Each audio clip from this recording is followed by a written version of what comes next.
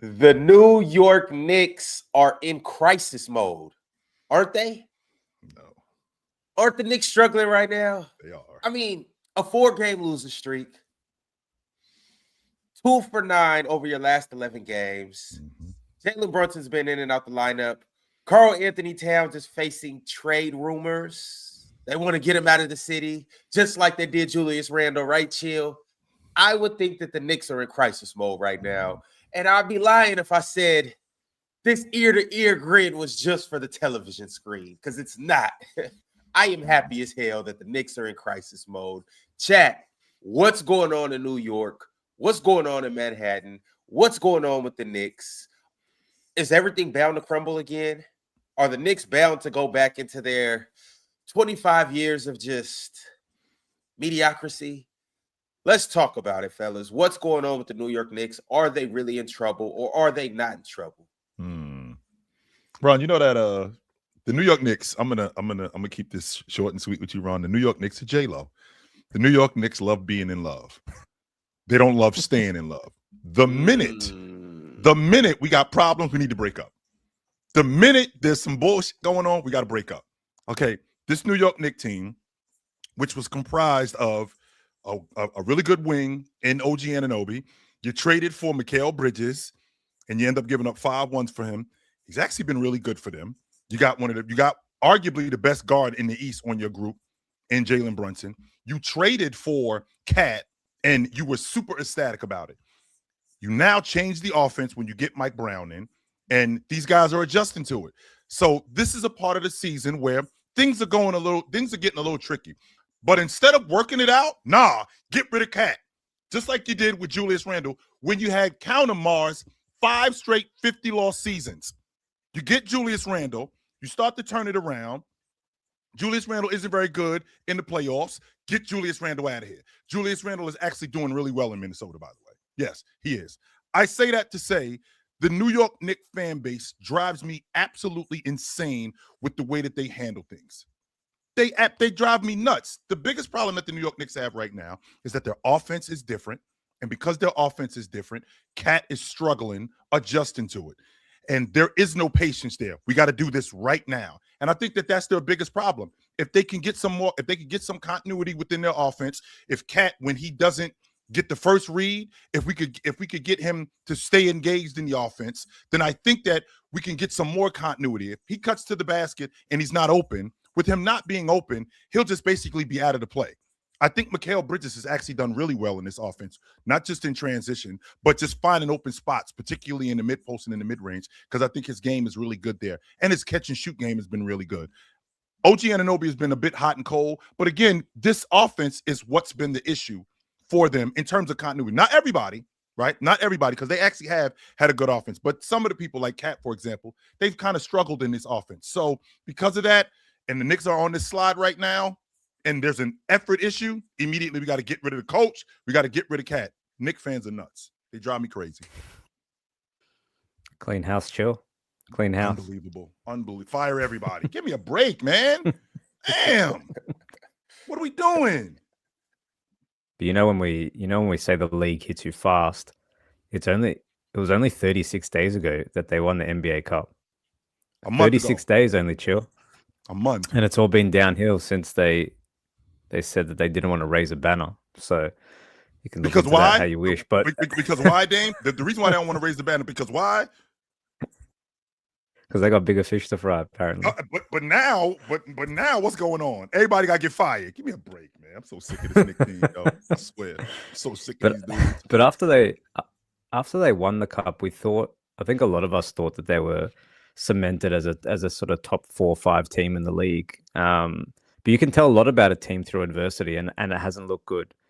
This feels like a team that has a disjointed locker room. And for me, it actually does start with Mike Brown. I think he has a complicated history as a head coach. I think there's always a honeymoon period there, and then it gets a little bit nasty after that.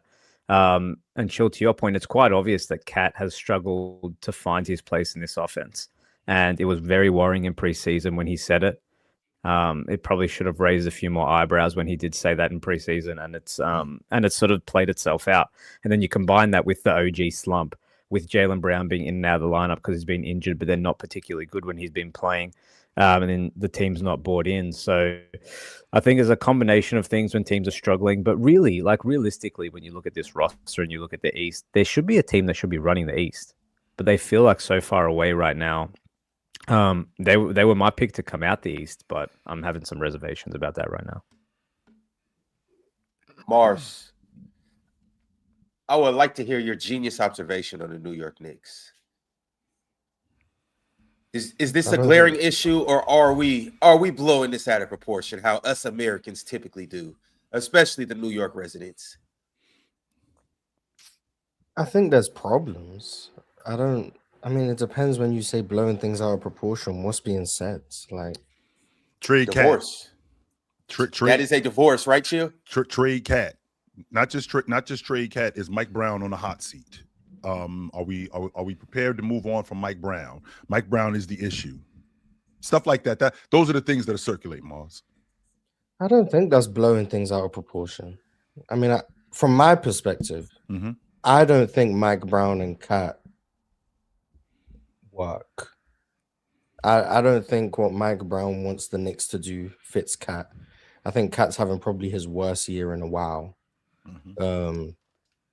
Anything I've heard from Cat doesn't sound the most promising in terms of his enjoyment of basketball. Mike Brown has his philosophies, and sometimes I've been speaking about this for like the past week or whatever. Like some coaches just don't fit certain players. I don't think that means the coach is bad or that means the player is bad. Some people just don't fit together. I think, yeah, ideally you find a way to make it work, and yeah, Mike Brown could adjust his philosophy to make Cat feel more accommodated and comfortable because of how talented he is.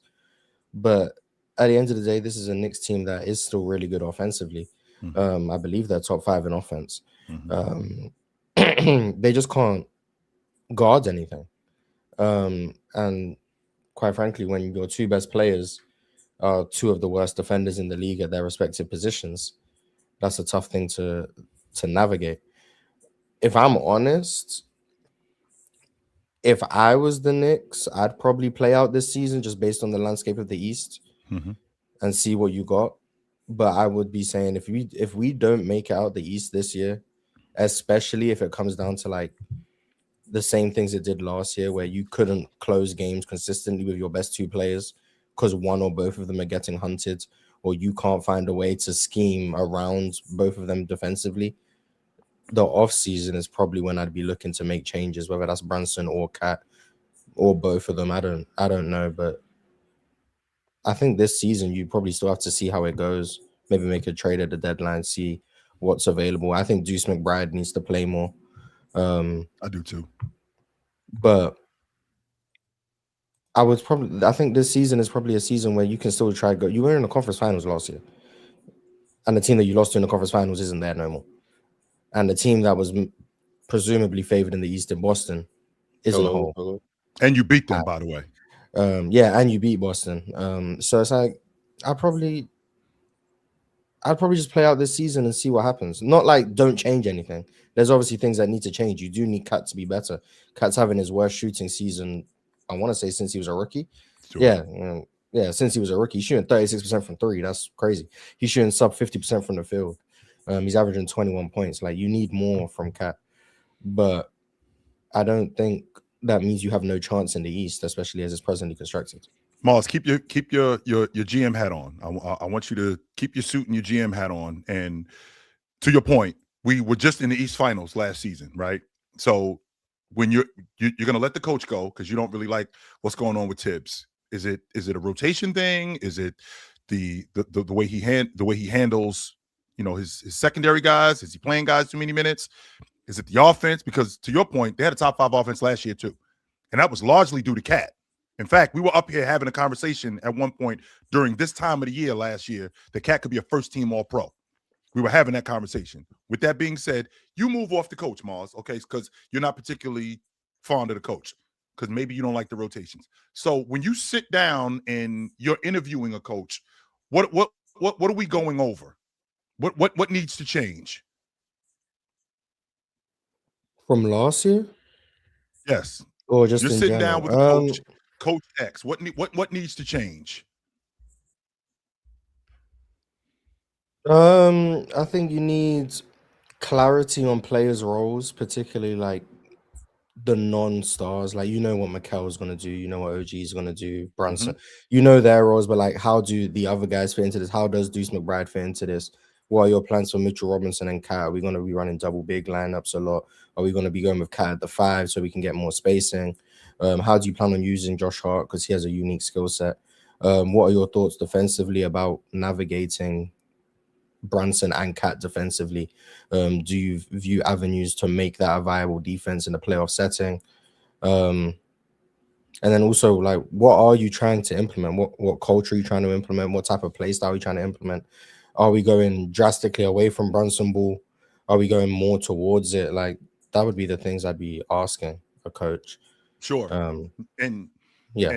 And with that, with everything that you just said, is it conducive to how we are right now? Okay, because Cat is an issue defensively. Jalen Brunson is an issue defensively. Offensively, I don't like the fact that Jalen Brunson has the ball in his hands as much. But I love the fact that Cat is a pick and pop big. I love the fact that we can play a little bit faster, and in addition to us playing faster, I can get Cat more involved in the game. Cat is a not a pick and pop big, but he's a finesse big. His game starts at the 15-foot line, it moves out, and then it moves in. That's more of where his game is. Now, when I'm looking at Mike Brown, is his philosophy conducive to Cat? Because one of two things is going to happen. We were just in the East Finals last year. Are we going to hold on to Cat? Or are we going to change what we're doing completely? Yeah, I think some of the, I mean, I seen that Jalen Brunson called a players only meeting. That was like reported or something. Mm-hmm. Like some of it is just as simple as like the players have to buy into what's going on. And sometimes it's easier said than done. Like sometimes you're just not bought into a coach's ideas. And I don't know if they are bought into Mike Brown's philosophies and ideas and whatnot. But there's times in like you see when the Knicks put it all together, they're a hard team to beat. They get stops, they score in the half court consistently, they have an abundance of talent. But then there's other games where like the effort is lackluster. And like that Dallas game, for example, they're just getting run out of the building because like no one's bothered to get back. They're not running the floor hard in transition. So it's like sometimes some things just are on the players just giving more effort, but then also like sometimes the players need to be motivated to give more effort, and that's not what it should be like. Sometimes like effort should be a prerequisite, but unfortunately these people are humans, not robots. So it's like, yeah, ideally everyone just gives effort baseline, but they don't.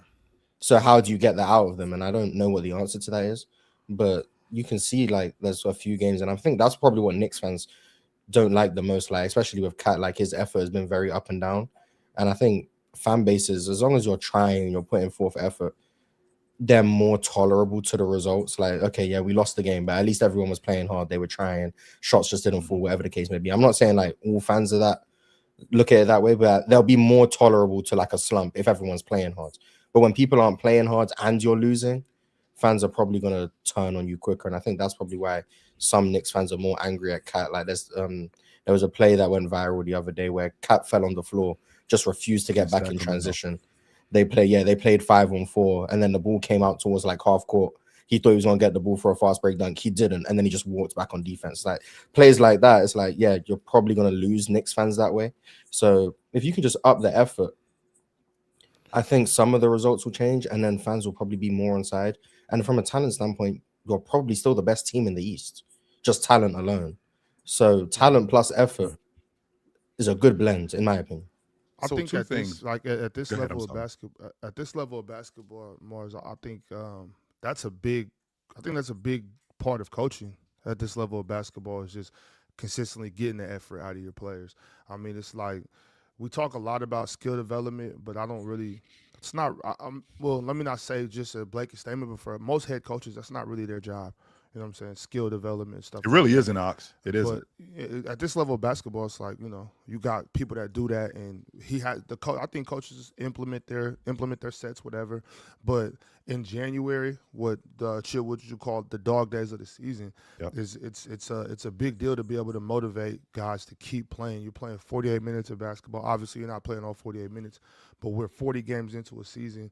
People got stiff joints. People got jam fingers. People got, bruises. It's all types of knick-knack things going on, a lot going on, a lot of travel. So at this point, it's just about getting that effort out of your guys. You got to be a good motivator, I think. But I also want to say I'm not mad at Brunson ball, if that's what we're calling it. Like obviously I want to get the ball moving. We want to get things going on. But when it comes down to it, and it's just time to get straight buckets, I'm not mad at Jalen Brunson having the ball in his hands. Another thing too, y'all. I know we gotta talk about what's going on, but let's not forget this team is 2-8. They've lost 8 of their last 10 games. 2-9 actually. Two of 8. Yeah, I'm talking about the last 9. Oh, they last 10. I'm sorry. Yes. Yeah, last 10. So after the last 10 games, right, they're 2-8, right? So yes, they lost. They dropped 8 of their last 10. That's correct. Right, so they lost 8 of their last 10 basketball games, and they're still in the 3rd seed, 7 spots out of the 1st seed, if I'm not mistaken, and still got 40 games of basketball left to play. We all know that it's a season of runs. The New York Knicks are going to be okay. If you trade Karl-Anthony Towns, you only trade Karl-Anthony Towns for Giannis. Which Milwaukee has made it clear they're not interested in that. Okay, well, Cat, sit your ass down. Knicks fans, shut the hell up. Let's play some basketball. So two things, Ox. They'll be all right. They'll be all right. So 2 things, Ox, because I'm a glass half full guy, but this may sound glass half empty. So Ox just told us that they're in the 3rd seed and they're the 2.5 games. Just so you know, they're 2.5 games off the 9th spot too. So they're another week. New York. They're another week from being in the play-in tournament. That's where they are. But they're getting chased by Toronto, Mm-hmm. Philly, Orlando, Cleveland. Well, winning games, by the way, Ox. That's going on. I mean, Toronto. The Knicks are going this way. Philly is 5-5 in their last 10. Orlando's 5-5 in their last 10. Yeah, Toronto's 6-4. New York is better than all 3 of those basketball teams. Not right now. They're not, Ox. Not right now. They haven't been. Are they really? Absolutely. Really? Yes. The Knicks are better than the Knicks I are better do. than Toronto. That's Philly, not a and guarantee of Orlando. anything. I do think this is the best iteration that we've seen of the Jalen Brunson Knicks. This is the best version. They have the best. And they started super This is hot. the deepest right? they've been. They got their chemistry. Like this is the best version. Yeah. But I mean, I gotta really ask though: is this Mike Brown's fault then? What is his fault? What is his fault? What's happening? What are we talking about? What's happening is what's happening. That Saying, they like, dropped a Tom couple Thibodeau games has- in the 82 Big game Ox, season. we can only look at what's going on right now. I know they have 40 more games That's going. very I know, narrow-minded, but Ron. I know they have 40. They can't So guard what? I'm it. supposed to look at March? Super. I'm supposed to look at that's- April? yeah, That's not you super can, narrow-minded. well, you can look at what That's happened at the super start and look at short-sighted, what's Joy. happening now. And like, I'm kind of like, Did they go in an 11-2 run? Did they win 11 games and only lose 2? Probably. I could check. It's not just the I'm wins and saying, losses. no, But, like, it's not it's for not us just to the wins. wave the can- red but- flag right now that they've lost 9 out of their last 11 games. That's not a big not deal. narrow-minded. It's not a big deal, We can Ron. do whatever we want, but like there is a stretch of the season where they won 1-1. That's 4, 4-1, 5-1, 6-1, 7-1, 8-1, 9-1, 10-1. 10. They went 10-1 in 11 games. So Yeah. like there's a stretch where that happens as well. Yeah. But like so yeah, like there are going to be ebbs and flows through a season. So I'm with Ox. Like this is the thing. We do a show every day. Yeah, we're gonna have to like react to all of these samples, and then the sky is falling when a team's losing, and then they're gonna be the best team ever when they're winning. That's kind of the thing when you have things to talk about for 3 hours every day. It's probably not the end of the world for New York. That's probably the reality of it. But we have to act like it is, because what else are we going to talk about on this Wednesday morning? But I do think, for me, the real elephant in the room is not really Mike Brown. It's not really Cat. We just saw Trae Young get traded because apparently defensively he's so bad, it's untenable. You can't win with the small guards, blah, blah, blah. Becky Hammond said a few years back, and she's been getting roasted for this when the Knicks won the in-season tournament. Can't win with a small guard like Jalen Brunson. You're not going to win. Jalen Brunson, in my opinion, is one of the worst defenders in the NBA. Easily. At what point do we start exploring that maybe you can't win with a Jalen Brunson type player, like a Trae Young type player, maybe a John Morant type player, or whatever? Maybe you can't win with a player who's that bad defensively, is that undersized, commands the ball, commands touches. Is that something worth exploring? Like, Yes, is that Mars. The a reason when we question?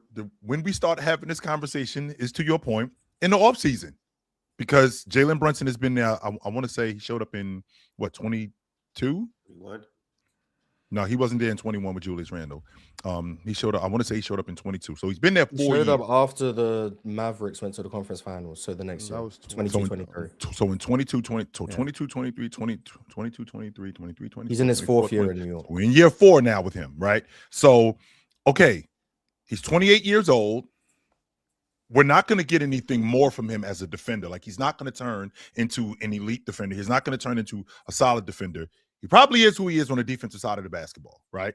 So, okay, what Tibbs has implemented was a style of play that works. And to your point, Mars, they won the conference championship last year. Even as deficient as they were as a defense with Cat, with Jalen Brunson, they were in the conference championship. So maybe, how about we sit Tibbs down and we discuss his rotations instead of firing him? Because this thing looked like it was working.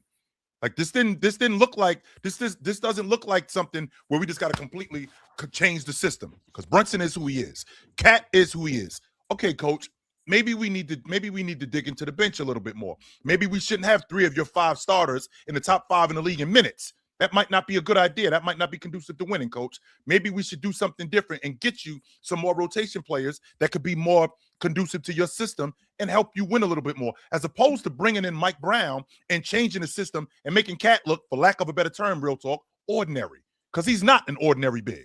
He isn't. Chill. Ironically, this is the offseason where they went and got that help. They went and got Yabusele. They went and got Jordan Clarkson.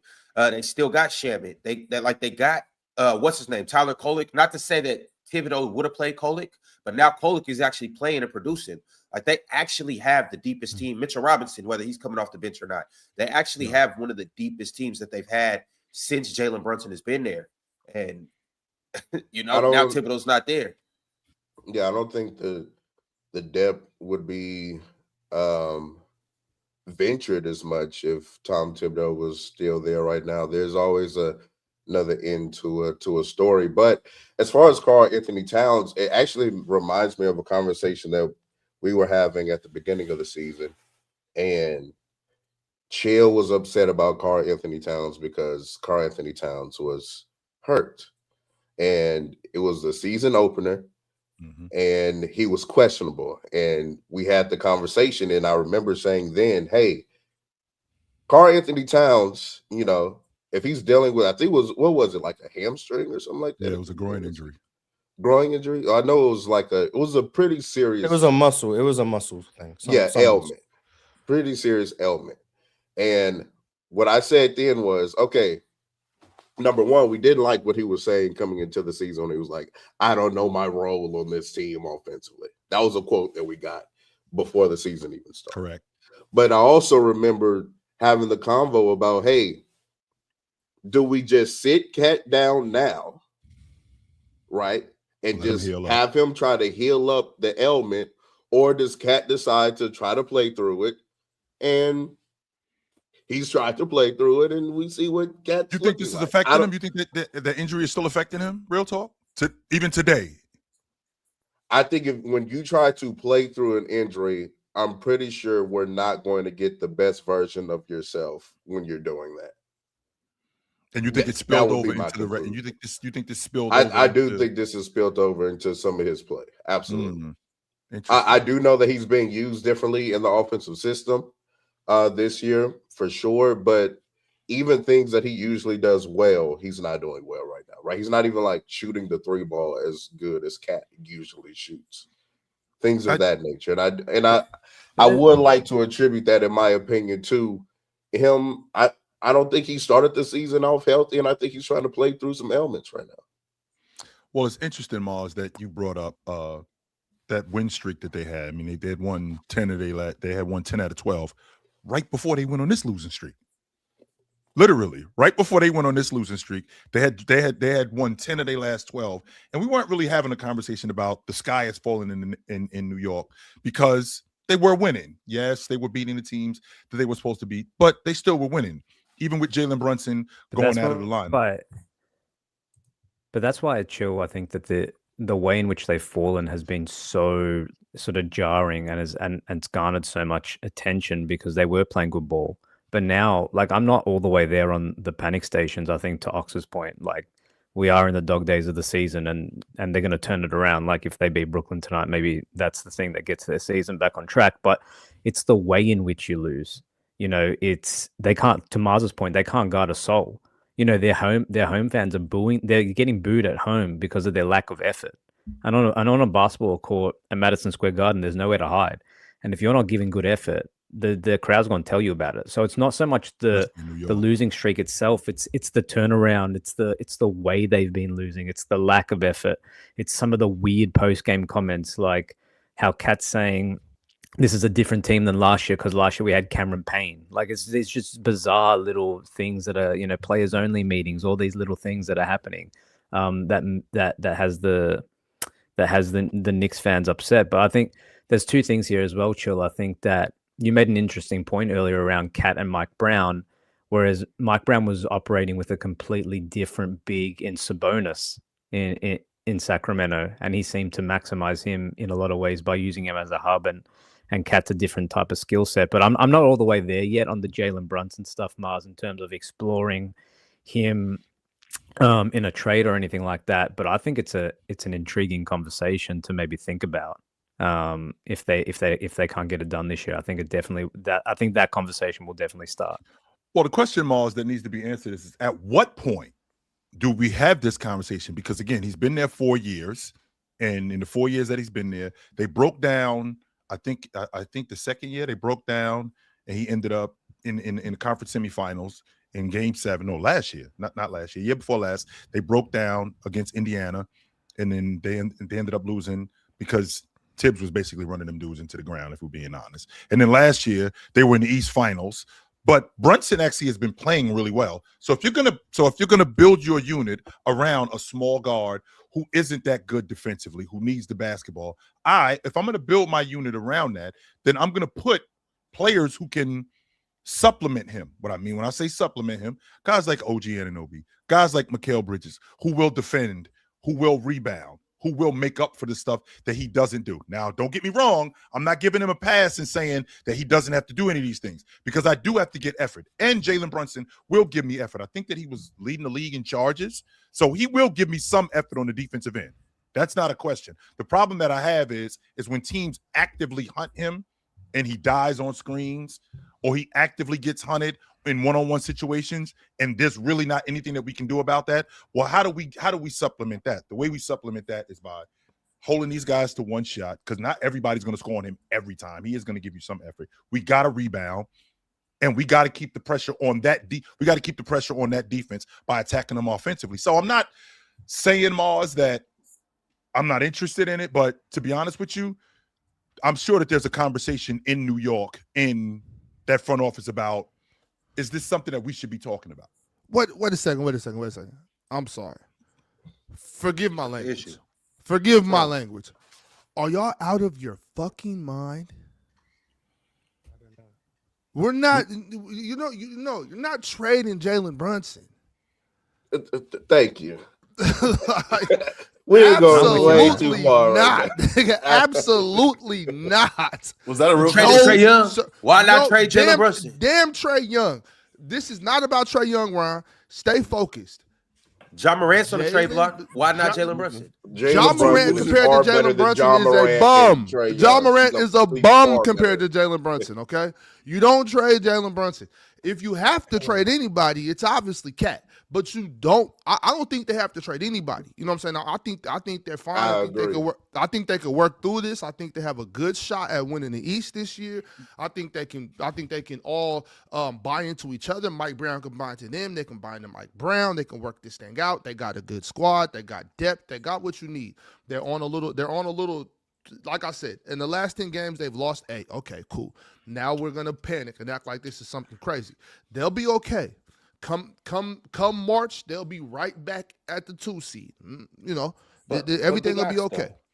We're not not we, but I'm saying like let's say if I'm speaking from a front office person. Obviously, y'all know I'm not like we in the front office right now. Ox. We're having a front office meeting. We aren't trading Jalen Brunson, and if any of y'all keep talking that shit, pack your shit. You go, okay? You go. Jalen, who you gonna trade Jalen Brunson for? You said who go? So trade him to Brunson or trade him to the Celtics? I don't know. There's only what. Even if we go on the more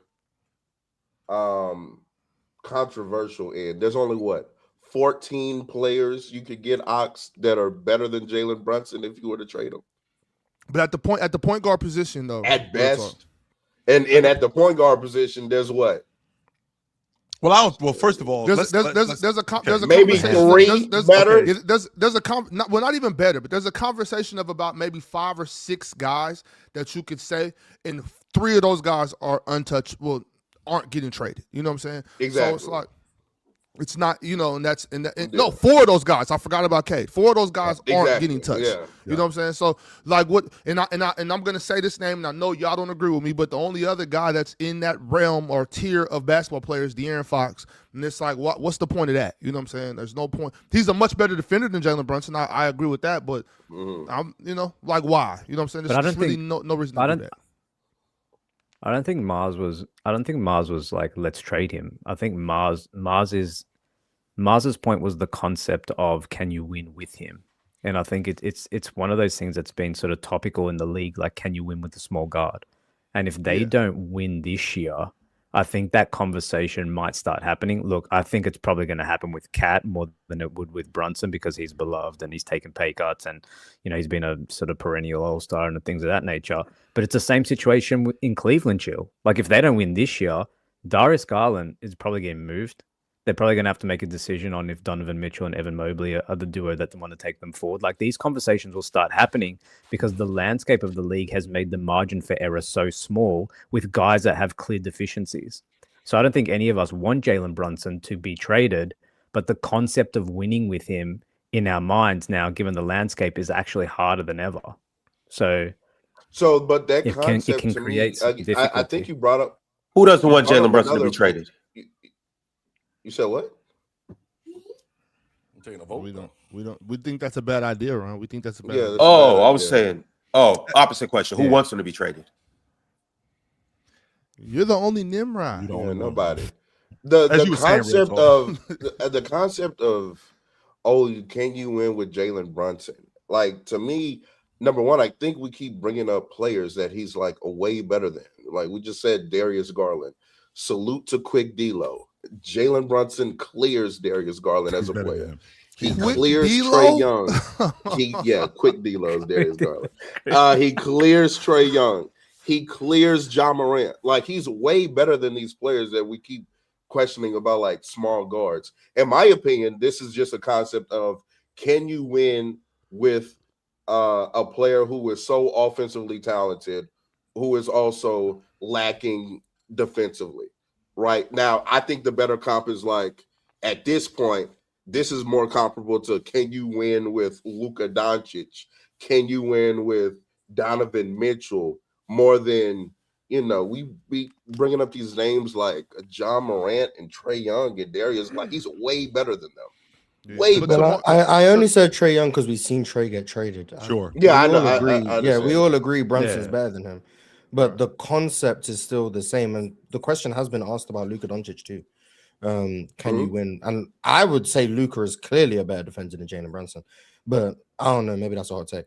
But when it comes to Jalen Brunson, he's small, undersized, doesn't force turnovers, other than like the charges. But then I would say Luka also draws charges, but no one's using that to prop up Luka's defense. He doesn't make any plays at the rim. Like, he does. Like, you have to hide him. And then we see in playoff series, like, once you get further in the playoff, and the Knicks can get to the conference finals because, like, they're better and Brunson is better than the other guys that we spoke about.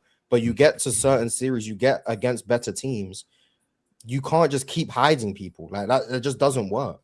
We watched the Pacers, but we would have thought that against. into every action. We watched that happen. But we would have thought that against Boston, right? That would have been a typical, prototypical team to defeat New York in a way that we thought New York would be defeated, because Boston in 24, we know that team with Brown and Tatum, they hunt mismatches, they go in isolation once they get the mismatch, and you're just hoping that they can string together enough stops because you believe in them offensively. And sometimes it goes your way, sometimes it doesn't. But against Boston, there were plenty of isolations that Cat had to guard. But I would say that plays stops more into Brunson's hands, and that's why I think the Pacers were able to exploit him more than Boston could. And this is why it's like in individual series, you can get through it because like each series presents its different matchup. Yeah. But in order to win a championship, you have to win 4 series, which means you're going up against 4 different matchups. And do you think Brunson can be tenable in 4 different defensive matchups? And the teams Boston was too, by the way. Boston was slower, more methodical, mismatch hunting Brunson in particular. And I would argue Brunson held up well defensively in that series because he was able to get under people, use his strength, and that's his one thing he has going for him on defense. His strength, use his strengths, get up under you, force you into some tough mid-range jump shots. He did that well. And then he comes up against the Pacers team that play completely different.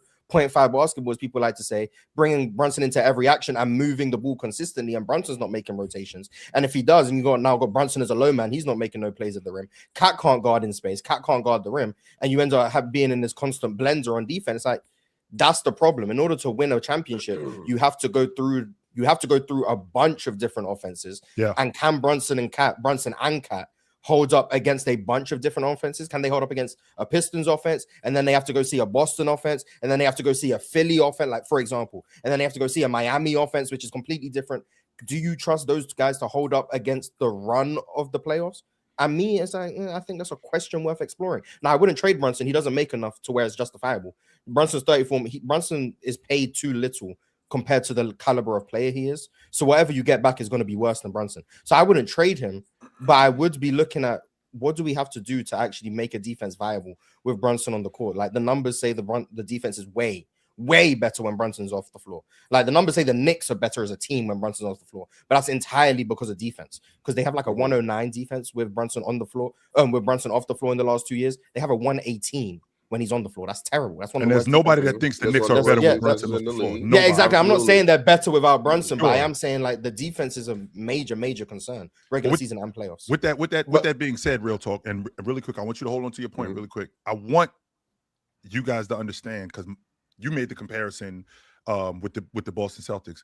I actually made the comparison with the Denver Nuggets, because with both Joker and Jamal Murray, both of those guys defensively aren't great, but offensively they were just otherworldly. And that's really all you, and that's what you need. I'm not going to say that's all you need, because that's not like milk that you just go pick up at the market, right? No, it takes a lot to be otherworldly when you're in the playoffs. But that's what it's going to take from this Knicks team in order for them to be an NBA champion. Because again, if you're not rotating, if you're not rebounding, if you're missing assignments, other teams, when you get into the playoffs, as you go deeper into the playoffs, you run up against better teams. They're going to exploit that, and they're not going to let you off the hook. They're going to keep doing it. So if you're not going to rotate, if you're not going to rebound, if you're not going to stay in front of a guy, that's going to get exploited, and you're going to get exposed for how weak you are. So to your point, I'm not saying trade Brunson. What I am saying, though, is there is a conversation, Ron, where we're sitting down and going, what are we doing with Jalen Brunson moving forward? What's the plan with him moving forward? Yo, fellas, right quick, real talk. I'm gonna step in. We'll circle back around to the conversation. The thing about it is, you guys keep talking about the New York Knicks, and y'all don't know shit about New York. I got a fellow New York resident in the house, and I want to hear what my man Jay has to say about his New York Knicks. What are the problems? Does the rotations need to be fixed? Do the team need to play more toughness? Should Karl Anthony Towns be traded? Jalen Brunson? Does Mike Brown need to get his ass out of New York? Jay, hold up right quick.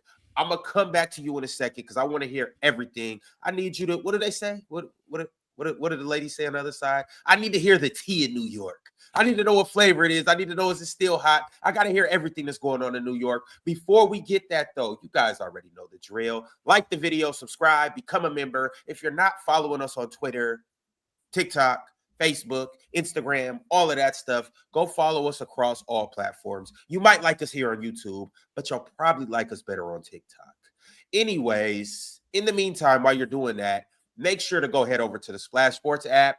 You can do that by clicking the link in the bio, or you can scan this QR code, download the app, and when you get there, I promise you, you will have a good time. The same way every team in the NBA, all 29 teams, have a good time when their best player is isolated on Jalen Brunson. As a matter of fact, I'm going to show you guys exactly how to run that play and exactly how to scheme on weak player projections right here on the Splash Sports app. Because here's the thing, guys.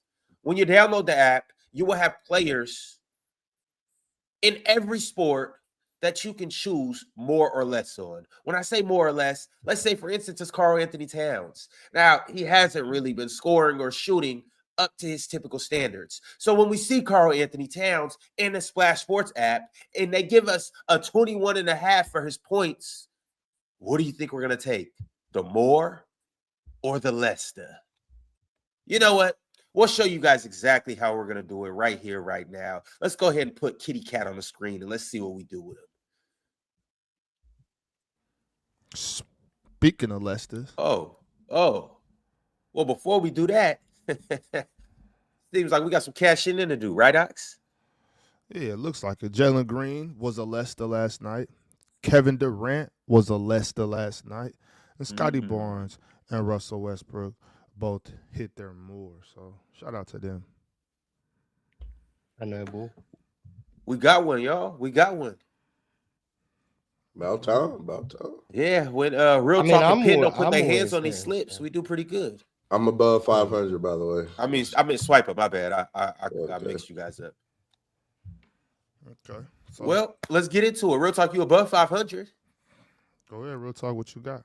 Yeah, go ahead, Real Talk. Stay above 500. Cleveland playing Charlotte. That's gonna be a high scoring game. Let me see.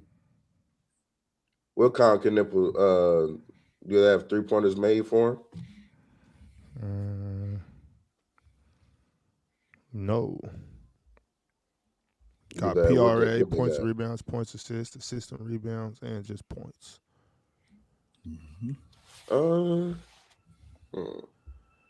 Points 18. Parker Nipple might smack 19. Yeah, let me just take his ball. I'll take Conker Nipple for 19. I ain't mad at that. Okay. More than 18.5 points. Well, who's next? Ox, what does that Jalen Brown line look like? The last time they played Indiana, they lost, and no Jalen Brown in the lineup. So what does that Jalen Brown line look like tonight? Well, he's a game time decision, but 30.5 points. It's questionable, yep. 30 and a half. Well, if he's 30 and a half, because I'm going to take the more on that. But if he's a game time, is he hurt or because they played 2 nights ago against Detroit, and knowing him, I think he's going to go. I don't think he's going to not play against Indiana. Left hamstring tightness, chill. Yeah, never mind. Let's take Jalen Brown off the board. Yeah, never mind. Forget I said but that. But if he doesn't play, that means Peyton Pritchard got to step up. Yes, he does. And what? Keep going, Ron. Keep going. Kata, what's that? What does that rebound line look like with him?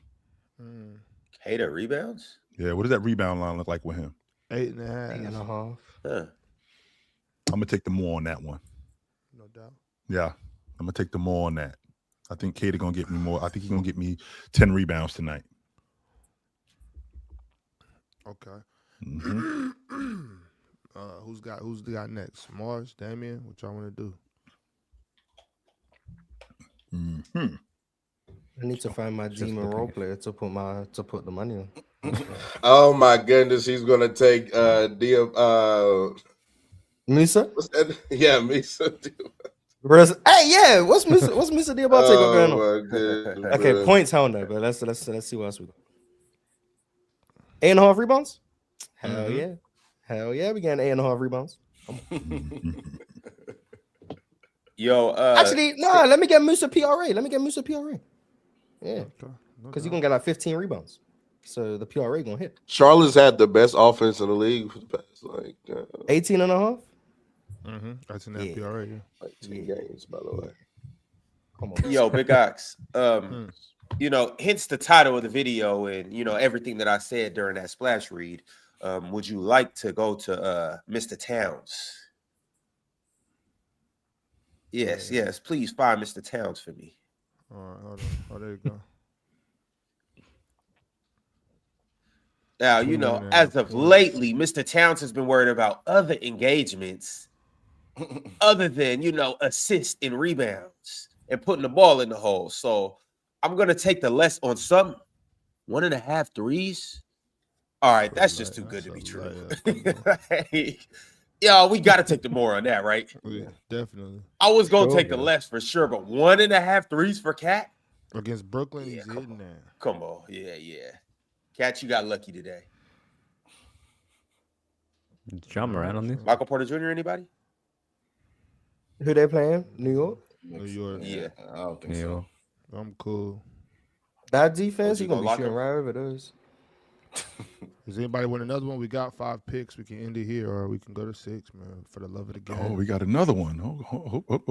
Wait a minute, Ox. Oh, Jaren Jackson rebounds. What's Jaren Jackson rebounds? Oh, shit. That's Please. Mars already beat me to it. Come on, what's Jaren Jackson rebounds? Mars beat me to it. 5.5. 5.5? So you got the more, right? Huh? No, I don't have any faith in him rebounding. But it's so easy to get 6 rebounds. I just feel like I can't take the less. Against the Hawks? I'm not touching it. There's going to be a lot of misses. He gonna fall into 6 rebounds. Against the Hawks, I hear you. Yeah.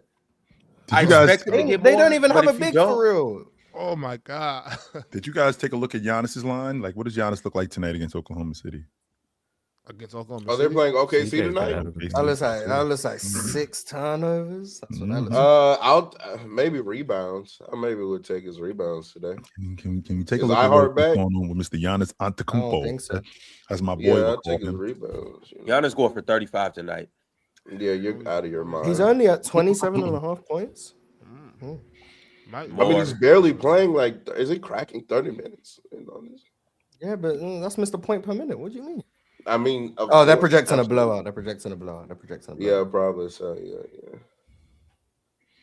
I'm gonna take the more on the points because I think he's gonna play more than 28 minutes tonight. He is not a Lester. No, he isn't. You're not gonna believe in Jaren Jackson. I would have taken, to be honest with you, Mars. I would have taken the less on them 5.5 rebounds from Jaren Jackson against them 5.5 rebounds against Atlanta tonight. Yeah, I would have taken the less. I'll never put my money anywhere near that. Well, Musa got us. That's all I know. Musa got us. All right, yes, sir. We in the game with Splash Sports. Conker Nipple, we taking the more on his points. Cato, we taking the more on his rebounds. TJ McConnell, what was I at when he got on here? TJ McConnell, PRA 14.5. We taking the more on that. Musa Diabute, 18.5. PRA, we taking the more on that. Karl Anthony Towns, 1.5 threes. We taking the more on that. And Giannis Antetokounmpo, 27.5 points. We taking the more on that. Y'all let us know how y'all feel about that in the comment section. Did we hit? Are we going to miss? Would you do this with your hard-earned money? Let us know. And if you wouldn't do this, take your hard-earned money and do something more smarter that you believe would hit. And also, too, with quick picks on Splash Sports, we will match up to $50 only when you use code PLAYER, and we will deposit $50 and we'll boost 100% on your first entry. Make sure you join the winner's circle on Splash Sports. And then everybody, when you win that money, download the Game Time app because, you just won money on basketball. So take that money that you won and go watch some basketball because that's why we all here, right? We all here for the love of the game, for the love of basketball. And there's no better place to be than in an NBA arena. And it's no better time to be in an NBA arena than when you use the Game Time app because they make it the easiest way possible to get into the arena. But they do that because, well, it's the cheapest. And when you download the app and you use code PLAYERS, you will get 20% off your first purchase. You see, just earlier this month, I was in Portland with Big Ox, and we had nothing to do because, well, Big Ox is a boring guy in person. However, we put our heads together, and we figured that, hey, the Motor Center's right down the street. We might as well use the Game Time app to get in the game. However, prices were crazy. It was last minute, and we didn't have no way in the game. So we thought. But once we went to the Game Time app, we realized that the prices actually got cheaper the closer we got to the game because, well, it's the Game Time app. Don't ask questions. That's just how it is with the Game Time app. And the beautiful thing about everything is we got 100-level seats for under $100 a pop. How it happened? Don't ask questions. It's just the Game Time app. And the beautiful thing about the whole thing is we got a panoramic view of our seats before we even bought them. So we knew we had 100-level tickets. We knew where we were going to be. We knew it was going to be cracking. And at the same time, we got there right at tip-off to watch Jalen Brown put BTA. Then he got busy, though. But it was a good game, y'all. And I thank Game Time for allowing us to get into this game at the last minute possible. So you guys should download the Game Time app and use code PLAYERS, and you will get $20 off your first purchase, and you will enjoy the game because, well, it's the NBA, it's basketball, and once again, we do it all for the love of the game. We'll see you guys in the arena. All right, Jay, talk to us about your New York Knicks, man. What is going on? Are you hitting the panic button? Are we overreacting? The Knicks are perfectly fine, guys. I think too often we look at the stretch of games and we're just freak out, right? Nobody said anything. I didn't see you guys up here like the Knicks are going to the championship. We were 6-1 in December, right? Well, it's one game in December. There was not a big debate about whether we were going to the finals or whether we could beat OKC. But now that we've lost 8 and you didn't say that, Earl Talk. And I was here. I was watching. I watched. I was here. I said I have them as the best team in the East. I said they were going out the East. I must have missed that episode. I will let you go. The Knicks are perfectly fine. I think the defense. I don't remember him saying that. I think the defense is as bad as it's been all year. Right, it's been middle of the pack the entire year. I think we're right outside the top 10 of defense. We're fighting with maybe Brooklyn right now for top 10 in points allowed for per game. But the offense just looks rough right now, right? I think it's a bunch of turnovers, and I think that we're just getting smacked on the offensive board. Remember, I watched them play Detroit earlier this month, and it just looked nasty on the offensive board. So I think, like what Ox said, just a little more fight on the old boards, take care of the basketball a little more. We'll be right back to number one in the East. Give it 6 weeks. I'll see you guys with number one in the East. The Knicks still have a top 5 offense in the league right now, by the way. They're still 5th in offense. Now, they are 18th in defensive rating, which is unfortunate. But the point I wanted to make earlier with Mars is that, number one, because he was talking about how, Indiana kind of got off against the Knicks. And to me, I don't think not being able to guard the Pacers in these last couple of playoffs is like the knock that some think it is. And we had this conversation a while ago, Mars. And I told you, I think that's been the best offense in the playoffs these past couple of playoffs. Like, not being able to guard the Pacers isn't like, oh my God, we have something wrong with our defensive personnel. The 24 Celtics didn't do a great job in guarding the Indiana Pacers. They had Drew Holiday, Derek White, Tatum, Brown. Like, even teams with good defensive personnel can't guard Indiana. And with them being that, actually, that is also why I have them coming out the East this year, is because Indiana's not there right now. I think they can guard these other Eastern Conference teams in a playoff setting. I think the one that they can't guard is not going to be in the playoffs tournament this year. I think it's interesting that this isn't a big deal. That 9 of 11 that you lost. I mean, the way that you're losing games, the effort issues, the defense, like, you can't just turn it on and turn it off. That's not the way that works. No, even with the personnel, that the Knicks have, you can't just turn it on and turn it off defensively. No, you can't do that. You're not good enough to do that. You're just We're right there at the All-Star break, right? How many teams do we see slow down right before the All-Star break, then pick it right back up post?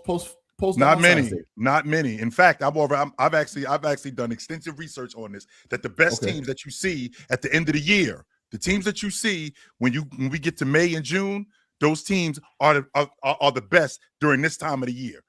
This is the time of the year when they are at their best, when they're over 500, well over 500. The Cavs are the only team that I think was the 2018 Cavs is the only team that I remember since I went back to like 2012. The Cavs are the only team that I remember that's been below 500. One game below 500. Everybody else, 6, 7, 10, 15 games above 500 during this stretch of season, this third of the season. So, I mean, this Knicks team, when we talking they had about wholesale changes they had wholesale changes as well, yeah. And putting this group together, right? Putting this group together and the issues that they're having, they can't just turn this around, because we're talking about the biggest issue that we have. Your two best players are deficient defensively. That's not something that's just going to turn around. Like, I can get my shot back. Like, I they can were get going in the Eastern Conference Finals last year with the same two players. Yes, they were in the Eastern Conference Finals last year with the same two players. I'm not going to argue that point. This isn't anything new. Their intention about is to win it Cat all, though. and Jalen. I know, in the team that they've lost to back-to-back years is not going to be in the playoffs. If I'm not but that doesn't mean they weren't going to also lose to whoever came out the West last year. Oh, no. Absolutely. But what I'm saying is, like, okay, the goal's a title, right? Which means you have to beat whoever comes out the West. Is the conversation, but championship. That's where I had the bar. By the way, they struggled with Detroit. By the way, yeah, I mean that was more more Detroit's defense, but it wasn't because they couldn't guard Detroit. Yeah, that's because Detroit have literally one ball handler, which is a problem I foresee for them in the playoffs. But I agree. The point I made about Brunson and Cat and whatever was winning a championship. We're focusing heavily on getting out the East. Can a Brunson Cat defense not only get through the East, but then beat whoever comes out the West? Guards whoever comes out the West. Can they guard OKC? Can they guard Denver? Can they guard Minnesota? Like, whoever you think might come out the West, whoever could come out the West, do you trust this Knicks defense to get through 4 playoff series and hold up? That's the question. Ironically enough, if it is OKC that gets out I don't think OKC's the hardest team to guard. I think Denver's much harder to guard than like OKC. So if they were to get out the East and play OKC, their problem to me would be that Jalen Brunson, then their best player, would have a hell of a time going up against Kaysen and Alex and Lou Dort. And like, to me, that'll be the problem. Their offense being hindered more than, they can't generate enough stops against OKC. Yeah, but that's what comes down to. I think it's hard though. A team, like, you have to do both. You have to have lineups out there that can both guard and score simultaneously to beat these teams in series. Do the Knicks have that? If you go into certain series like, okay, well, we can hold up defensively in these series, and then Brunson and whatever will carry our offense and we can win. And then you get into another series like, okay, well, actually, this team isn't that great offensively. We can actually guard them and hide Brunson and Kyle, whatever. Oh, now we can't score against this team. Now what? You need to get more offense out on the floor. You're going to have to maybe get Jordan Clarkson out there. Now you're sacrificing even more defense. Like, do the Knicks have the roster alongside being able to protect Brunson and Cat to win 4 playoff series against a litany of opponents? Can they go up in the series against Denver and beat them and hold them to 115, 110? Or can they score against an OKC defense? Or can they beat a Boston Celtics team that is playing very good basketball? Now we'll see if Jason Tatum plays or not. Can they beat the Boston Celtics? Can they beat the Detroit Pistons? Like, and then if the answer is yes to all of those questions, what's the likelihood that they can do all of those things? Because I think the Knicks, they could beat a lot of teams in the series. But how many of them are you willing to bet on the Knicks winning that series? And that's like how you determine championship odds. And how likely are you to beat these teams? And on top of that, to your point, Real Talk, you just talked about Indiana not being in the playoffs this year. Well, please don't think for one second that there are not other teams in the league looking at what Indiana did going, we could do that too, if that might be the formula. Especially to beat a team. I have the personnel especially to beat. I can tell you one team that does. Detroit. They play fast. Detroit plays fast. They play basketball. They don't have the shooting that Indiana. They don't need the. I don't think that they need. I don't think that they need the shooting in order to beat the Knicks. No, I don't think so. I think that Cade has to be better as a bucket getter. I'm not going to argue that point. But in terms of them shooting lights out, no, I don't think that they have to do that. I do think that they got a chance because how good they are defensively and the emergence of Jalen Duren and Beef Stew being able to stretch that defense. So. If we could play a little bit faster, like Indiana did, because teams see other teams' philosophies and see that it works, because we do live in a copycat league. They see other teams' philosophies and see if it works, especially against other teams, and they go, yo, maybe we might be able to implement something like that. And because Indiana is gone, I'm pretty confident that there's other teams looking at the Knicks going, we might be able to exploit their transition defense. we might be able to exploit their inability to guard in the post. We might be able to do that. I mean, sure. I think it's also hard. It's tough when, like, real talk, I think, like, when you look at the Lakers, for example, you know they're a bad defensive team, right? But then I think to Mars's point, it makes it more interesting because when you think about someone like Brunson, he has, to me, the perfect personnel around him. Like, if you put out a lineup with, like, OG, Mikal, Josh Hart, and Mitchell Robinson, it's almost the perfect personnel you can put around someone like Jalen Brunson to insulate him defensively, but we're still having the conversation on whether it's enough or not. But when we talk about guys like Trey or, you know, Isaiah Thomas in Boston or whoever the case may be, and we think about who can they bring in, it's almost like the Knicks have guys already that are almost perfectly complementary to doing that for Jalen Brunson. We still have that discussion on whether it's enough. So I don't think I'm all the way there yet with trading him, but I think Mars makes a good point in sometimes you have to objectively think if this defense can actually hold up against the very best teams in the world. You know, the East, I think they can get through the East, but to win it all, I think at some stage it's going to be really hard with Brunson and Cat, man. Front offices aren't fans as much as they are professionals. They have to be. Like, we can't just be like, I love Jalen Brunson as a player. I'm a big fan of his. But then we have to be realistic about things. Can we win with him? That's not to say that we're moving him, but can we win with him? How far can he take us? What can we do to make our team better with him? And if we can't, do we need to move on from him? These are conversations that are happening. Right. See, that's the thing, when you have to ask yourself that question, then you have to ask yourself the next question, which is okay, how first of all, if we can't win with Jalen Brunson, right? Is Jalen Brunson the problem? First. Secondly, if I move off of Jalen Brunson, do I have the ability to get somebody that I can win with? You know what I mean? So it's like, he might be our best shot at winning. So I'm not going to trade him. I have to look elsewhere. That's why I said earlier, I'm not necessarily saying we need to trade anybody, but if it's trading anybody, it's not Jalen Brunson. So it's kind of like, because what Becky Hammond said, when she said it, I was like, I'm not sure if I agree or disagree, but if you ask me, Becky Hammond is a basketball guru, so she has a reason for saying what she said. Also, it's like, it's not necessarily that she's saying you can't win with Jalen Brunson. She was saying you can't win with Jalen Brunson as your best player. So it's like, okay, maybe I go get Giannis. I'm not mad at them, but I mean, that's what I'm saying. I guess. Maybe I go get Giannis, and we could do it that way. There's a lineup of Brunson and not many minutes played, so granted, but Brunson, Mitchell Robinson, OG, Carl, and Bridges. When they're on the floor together, they have a 123.7 offensive rating and a 111 defensive rating. That's not bad. And they're plus 12. What was the lineup? They're starting five. They're starting five. You said what, Mark? Well, except for Mitch. What was the names? What was the names you said? The lineup of Brunson, Mitchell Robinson, OG, Towns, and Bridges. 123.7 offensive rating, 110.9 defensive rating, plus 12.8 net rating. And then when you look at the four without Karl Anthony Towns, Brunson, Robinson, OG, and Bridges, right, they have a 137.8 offensive rating and a 111 defensive rating. Jalen Brunson has participated in top 10 defenses before. Like the fact that we're like, we can't forget that Jalen Brunson has been on the court and participated on good defensive teams. Top 10. So I'm not looking at Jalen Brunson and being like, oh, can we have a good defense with Jalen Brunson? That's already been proven to be a fact. It's already proven to be a fact. I want to say I think this is the worst defensive year of his career. I want to start with that. This year has just been terrible. But also, yeah, I agree. I'm also not on team trade Brunson, if that's how I'm coming across. My bad.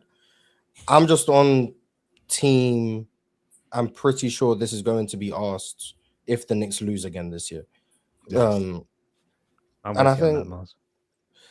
I think the small guard stuff is kind of overblown. I don't think being a small guard is inherently bad, but when you're a small guard and one of the worst defenders in the league, that I think raises questions, and I think Brunson fits both of those criteria.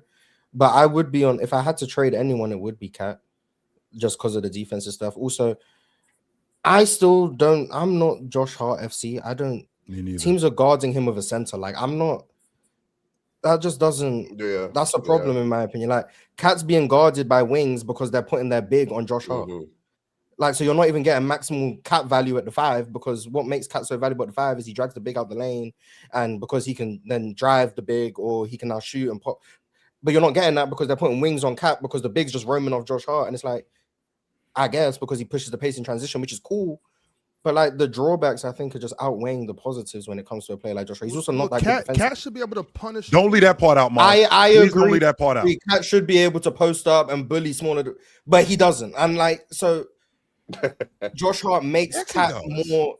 No, this year Cat's like when he does the offensive fouls. I mean, that's one of the worst post players statistically in the league this year. Like that's just not my opinion. That's an Cat leads the league in offensive fouls. Yep. For like the third straight year, just like the third straight year, he's done that. It's not good. Cat is 0.78 points per possession in the post this year with a 27% turnover rate. Like he's not punishing mismatches. So like in theory, yeah, Cat. Oh yeah, you put wings on you, punish them, but he doesn't do it. So I don't think Josh Hart and Cat works because there's no point having a 6'5" guy out there to put like spacing around Cat, but then they're not putting the big on Cat, so it doesn't make sense. You might as well just run Mitchell Robinson and Cat if that's the case. At least then you get the extra offensive rebounds in the lob threat, the vertical spacing. Their best 5 is. Is that where you're so I don't know. So y'all telling me I'm kind of off Josh Hart. Y'all telling me Cat, Josh in the first can't get you Giannis? Maybe Cat, Josh in 2 first can't get you Giannis. Stop saying Giannis. Do the Knicks Milwaukee's not even have interested 2 in Cat. first? They not. No, they don't. They gave all they I don't even know if the Knicks have 2 first. They gave all they ones to Brooklyn. If the Knicks don't turn it around, though, they're going to start thinking about a big swing, maybe. If they don't start turning things around, they might be a big swing at the trade deadline. Talking about Giannis, Milwaukee is not interested in Cat. So stop with the Giannis stuff. Exactly. They already got that Cat. Miles Turner. Yeah, they good. They're not interested in him. That's right. All right, fellas. I gotta step in right now because we're gonna go ahead and transition. Salute to everybody that's in here. You guys know the drill. Like the video. Keep going crazy in the comments. And as of right now, we about to jump over to our crunch time chat segment. You guys have sent through super chats. You guys have spoken based on the topic of the show, based on what you want to talk about, or based on things that we've said. So let's see what you guys actually really got to say. The first comment that I got is from, here we go, Mr. D'Angelo 881. Mr. D'Angelo said, what do y'all consider the requirements to be the GOAT? Because to me, it's a very small list, i.e. Jordan and James. With that, do you guys think there's a current player that has a chance to be the next GOAT? I think being the greatest of your generation is the entry point. You can't be the GOAT but not be the greatest of your generation, in my opinion. Now that just is counterintuitive. When you say generation, are you meaning like the actual definition of like 10 years? Yeah, a 10-year period? No, because I don't like that definition because the league can change in like, for example, quickly. Like the league can change in 2018. That doesn't mean like 2011 and 2018 being in the same decade doesn't mean it's the same generation. Like the basketball is very different. 2011 is closer to 07 in basketball standpoint in terms of how that was played to 2019, despite being in the same decade. So it's more so just like defining an era of basketball, like being the greatest of your era of basketball. So like pre-shot clock obviously would be George Mikan, and then like you got the Bill Russell and Wilt Chamberlain era. So I would say both of those guys have their own argument because you could call either one the greatest of that generation. Then obviously Kareem, and then you could say Dr. J as well because of what he did with the ABA and stuff. So I would say Kareem and Dr. J. Dr. J would have an outside argument, depends on how you value the ABA. Then you would probably say Magic and Birds with more outside shots. Michael Jordan. And then whoever you think. Now the 2000s, I don't know what you do. I'm going to be honest. Duncan, Kobe, Shaq. I would say by definition, I would say Kobe's disqualified because he's not the greatest shooting guard ever. So like it's hard to be the greatest ever when you're not the greatest at your position. Like that's tough. So I would probably say I would probably say Kobe's out of it. We didn't need and then by that when I said what Mars just said about the position thing, y'all dudes attacked me like Lawrence Taylor attacking quarterbacks. Quarterbacks are great. When I said that. I think. Well, Yeah, but you use that as a reason to keep him out the top 10. Yeah, I don't know exactly what you said, but like, I'm not saying the top 5 players ever have to be the best at their position each. Like, I'm not saying the best point guard ever is a top 5 player ever because they're the best point guard. Because the second best shooting guard, could be the second best player ever. Like that. Exactly. He could be better than the best power forward ever. Yeah, exactly. Yeah. He could be but better you than can't be the greatest. greatest. You can't be the greatest player ever, but you're not the greatest at your position ever. Like that just doesn't compute. It's not possible unless you played 2 positions for your career. And you're just, maybe. You mean like Duncan did? Yeah, maybe. So I would say Duncan and then Shaq, and then I would say based on that, Kareem, Shaq, Bill Russell, and Wilt. It's hard for all of them to be in the greatest conversation when they're all 4 centers because the same argument. You have to be the greatest center to be maybe the greatest player, but they can still have like an outside argument, I guess. And then like LeBron, obviously, like Steph doesn't really have a case because Steph wasn't better than LeBron. KD doesn't have a case. And then like this era, like whoever the greatest of this generation is, they'll have an argument because they're the greatest of the generation. But that's probably like the 2. Who was the greatest of this generation so far? Would you say it's Jokic? Yeah, I would say it's Jokic. Yeah. Okay. But that would be the 2 things: be the greatest of your generation and the greatest at your position. Would be the 2, I guess. Giannis, we got to get out of Milwaukee games. We got to get. And the second part of that question was who do we think right now? It's probably Wemby, right? Who has the ability, who has the opportunity to be the GOAT potentially? SGA. I don't think we met him yet, to be honest. SGA is a good one though. He's probably. I mean, depends on what the Thunder do. SGA might accomplish enough to get himself in and around. Yeah. I think SGA is gonna accomplishment accolade himself into being. I think it's gonna be hard to win. Like, I think it's gonna be hard to win like 4 or 5 MVPs in this modern landscape. Though I think that's gonna be difficult. And like Kareem has 6, Mike has 5, Bron has 4. Bill Russell has 5. Yeah, it's the MVPs and stuff is gonna be hard. And like with all the parity in the league, like the amount of championships like individual players are winning seems to be going down like each generation or whatever. Like so, obviously you had Bill Russell won 11, and then like Kareem won 6. Yep.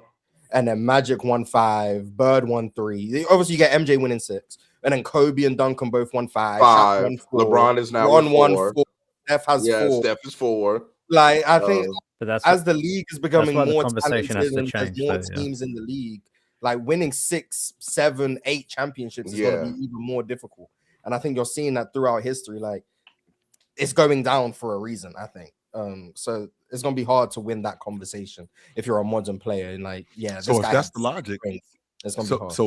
So if that's the logic, then that means that we won't. To your point, you're talking about champions. Are we going to see a champion like the Lakers? Are we going to see a champion like what the Spurs did? Are we going to see a champion like what the Bulls did? Because to that point right there, it's going to be hard to continuously win championships. So a guy like SGA, to your point, I won 2 league MVPs, but I got bounced in the semifinals the year after we won a championship, and I didn't get back again because of how talented this era is. Can we really talk about him like we talk about the all-time greats? No, we can't do that. Yeah, I think you can if you acknowledge that not all championships are the same. You're not playing in the same league. And like that's not knocking the previous generations, but it's like if we're expecting anyone who enters the GOAT conversation to have 6 rings like Michael Jordan did, you're automatically setting up other people for failure, not acknowledging like the different landscape of the league. And I'm not saying championships don't matter. Like that's a different conversation. Like I'm not trying to change how people value the GOAT, but like people already discount Bill Russell's 11 rings. And that's because the league was different, 18s, blah, blah, blah. So people can already do that. Yeah. But for whatever reason, the modern era, we can't understand that, it's going to be harder to win championships. Therefore, we probably shouldn't say 6 back then is the equal to 6 now. Like, we can understand it when it's Bill Russell. Yep. Everyone seems to understand that perfectly fine. No problem. But then when it's Magic Johnson and his 5 rings, we can't compartmentalize that. Maybe it's harder to win 5 rings today than it was to win 5 rings when you had the most stacked team in an era that but if we see somebody end up doing it, right? Because to your point, it was harder to win back then. And then the Bulls still had to win as many as they did. And we just seen within the last 10 years, we saw the Golden State Warriors go to the NBA championship 6 times and win it 4. Like we literally just saw that. So within the next 10 years, can we see another team go to the NBA championship 5 times in 7 years and win it 5? Like, can we see that? I think there's always anomalies. I think there's always going to be anomalies, Chill, where like OKC could be one, right? But it's harder than ever now to go back to back to back. I think it's harder to go just 2 in a row now, just the way the landscape is, the way the game's changed, the way we see injuries that are happening, the way the CBA is constructed. It's very difficult to build a sustained champion. But I think it's a great conversation, and I think it's a good conversation now for NBA discourse, where the conversation, to Mars's point, guys aren't going to be winning 6 anymore. So I think the conversation now has to shift, and I think it's a healthy thing for the league. I think it's a healthy thing for all the platforms and just generally, because we're going to see a situation where someone like Nikola Jokic might win 1 championship. You know, we might see Luka maybe not win any championships, but that doesn't discount them from being one of the greatest players ever. So the conversation will have to change to, rings were the be all and end all like they were at once upon a time. But then our eye test is going to say, hey, this Jokic guy might have been the best offensive player we've ever seen. So where does he rank? So I think naturally the conversation will have to change, and we'll have to stop putting so much weight on stuff purely like rings, because it's just not possible to win 5, 6, 7 in the modern era. And I think that's a healthy thing.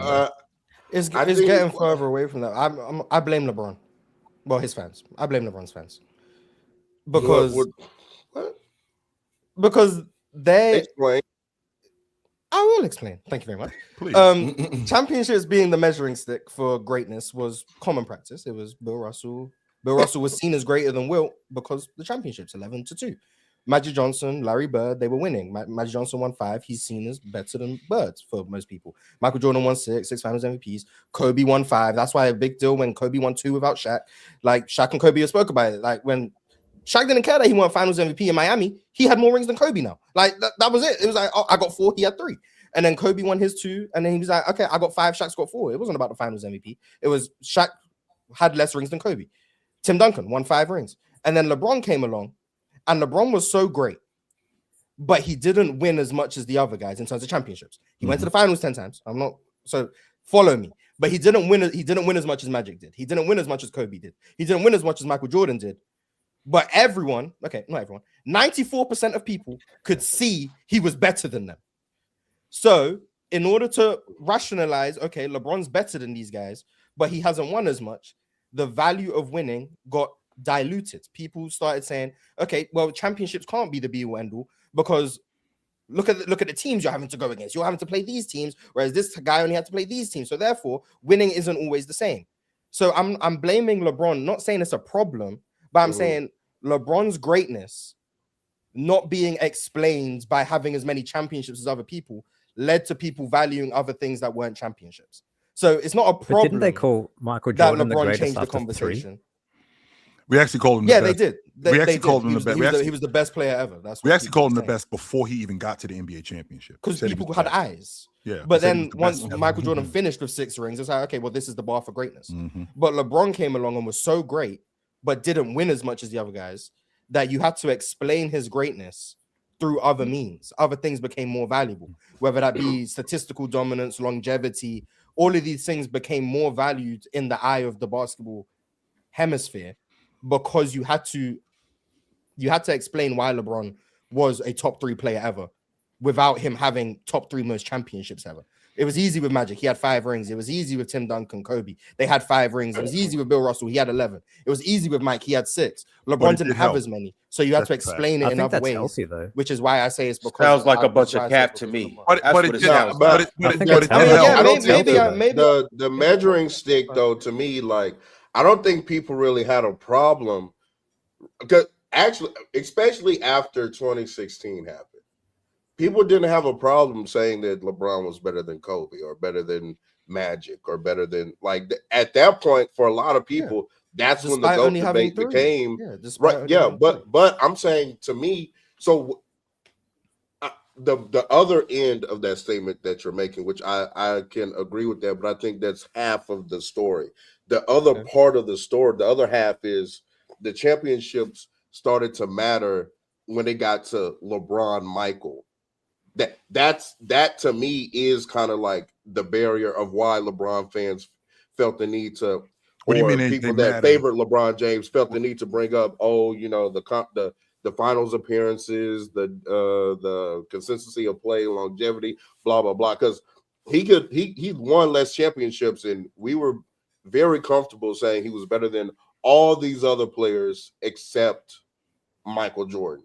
So I think LeBron fans needed other ways to get past the MJ argument. But they still needed the 2016 But isn't that healthy? ring But isn't that healthy, real talk? to get Though? past Isn't that the other healthy not people. to? Isn't Go it? ahead. Sorry. But isn't it not healthy to expand the conversation? Like, isn't it not healthy to take the totality of a player's career, including records, including longevity, including contextual, influence on the roster that they had, who they went up against, who was injured in the final? Like, I think all of it matters, because winning championships is so much about, the era you played in, timing, luck, playing the right basketball at the right time. There's so many variables that go into it. So for the measuring stick of individual greatness to be rings for so long, which is a team accomplishment, to me, the conversation's far healthier now. When we take the totality of a player's career, when we mix in the longevity, when we mix in the All-NBA selections, when we mix in the All-Stars, when we mix in how good this guy's been, how long he's done it, I think it's a healthier conversation now. It did But help. I'm not saying none of that you're wrong with anything. My only thing when it comes to this GOAT shit, and I've said it a lot of times, and I'm going to say it again, when you are large and by far the best player in the NBA, that means you are dominant to an extent that nobody else is. When you are labeled as the GOAT, that means you are dominant, much better than everybody else that's playing at that moment in time. Your ability to dominate should lead to winning, i.e. Shaq, i.e. Kobe, i.e. it was a point where Dwayne Wade was so dominant, it led to him winning a championship in that dirt throughout those playoffs. My only thing is, if your dominance doesn't lead to winning championships, I got to question it at some point. I do. Y'all might hate it. Y'all might not like it. But Bill Russell was able to rattle off those championships because he was dominant. Magic and Kareem were that dominant. Jordan was so dominant that couldn't nobody fuck with him in the 90s. Every time he got to that point, you knew it was clockwork. You knew he was bringing that championship back. But he had the best team. You right, Ron. You're right. LeBron ain't had best teams. No, come on, bro. Hold on. Go ahead. LeBron ain't had best teams. That's that was for a minute. And they won. With Miami. Nigga had 4 straight years playing with Dwayne Wade and Chris Bosh. When he was in Miami, this cap shit. No, there's no cap, nigga. I'm saying when he was in Miami, they won 2. They won, and they won championships. They won 4. And they won championships. They won championships. Talk about the Spurs were in stack. Hold on. Let's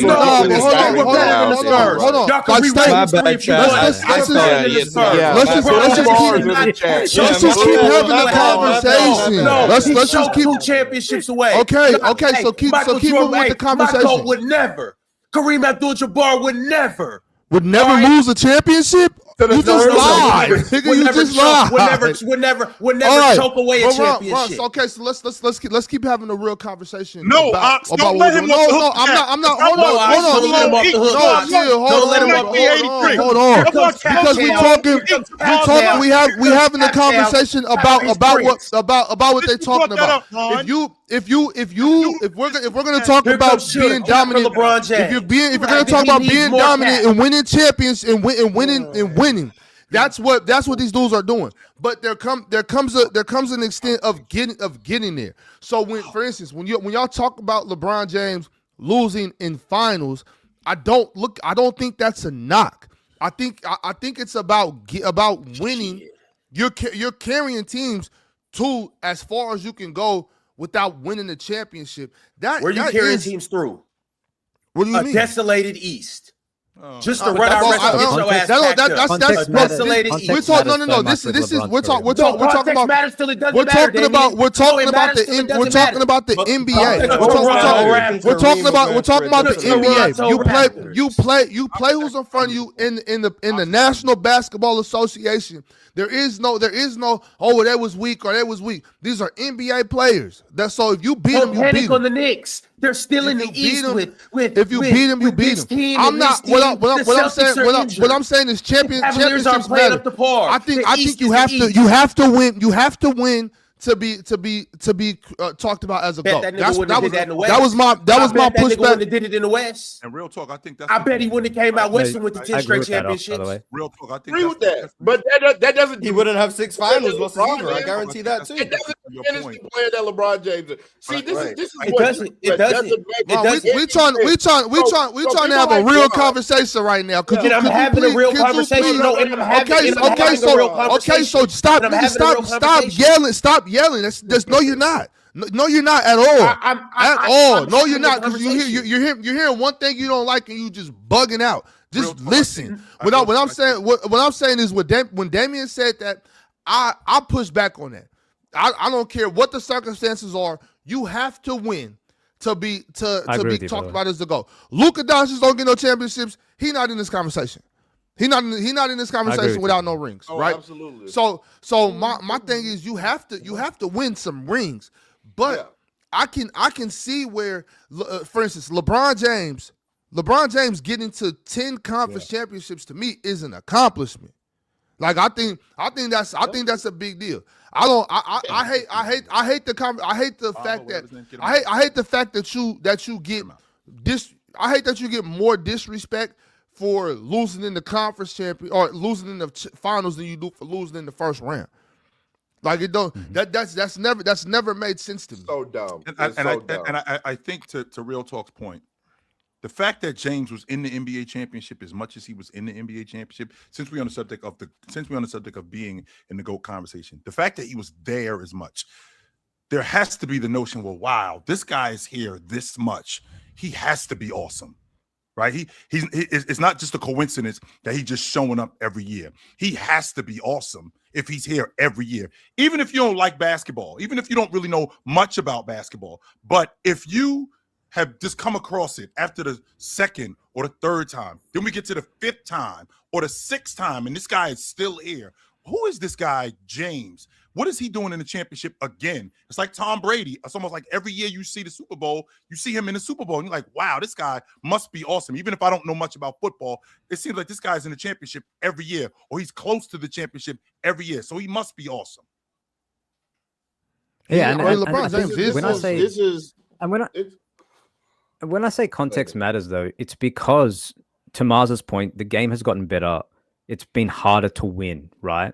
So when we look at LeBron's career, he's been to the finals 10 times. But when you look back and you break it down year by year, you understand why he hasn't got 6 or 7. Because in 2007, none of us expected him to beat the Spurs, right? 2011, I'll give it 21. James, they should have. Hold on a second. We do this with LeBron. They should have won in 2011. That's it. That's not true. I swear to God, we only do this with LeBron and KD. What are we only doing? Hold on. Please, this is so against done with LeBron and KD. What are we when we walk down the whole West. timeline and say they didn't win this year because of this. They didn't win this year because of this. This guy got injured. This team happened this way. This free agent went there. Oh, they didn't get this player. Oh, this happened. Yada, yada, yada. We only I want to make it clear that I'm not doing that. I'm not doing that. I'm saying everyone. We should do it. Right. But no. See. Oh, that was it. That was it though. That mean, like, so the injury thing. The injury thing is the only thing where I'm like, you don't get a pass for that because that's just a part of the game. That's just a part of the game. That shit happens. But I'm not giving Bron no bail or walking down his career saying, well, he lost because of this or he lost because Tim Duncan and the Spurs. You don't get no pass. All I'm saying is I still think it's an accomplishment to make it to the finals. That's all I'm saying. Like, yeah, you lost, you got your ass kicked. I think context has to matter. That's my thing.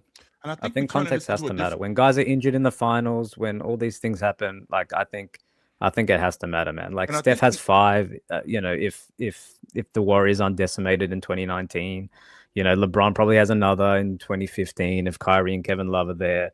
Like, there's so many things that it's very to me. It's disingenuous if we look on the surface and say, you know, LeBron won 10 times, he only won 4. He can't be the greatest. I think that I think it's disingenuous to think about that. I think context does matter with that. stuff. If you do the injury thing, it gets a lot deeper than that.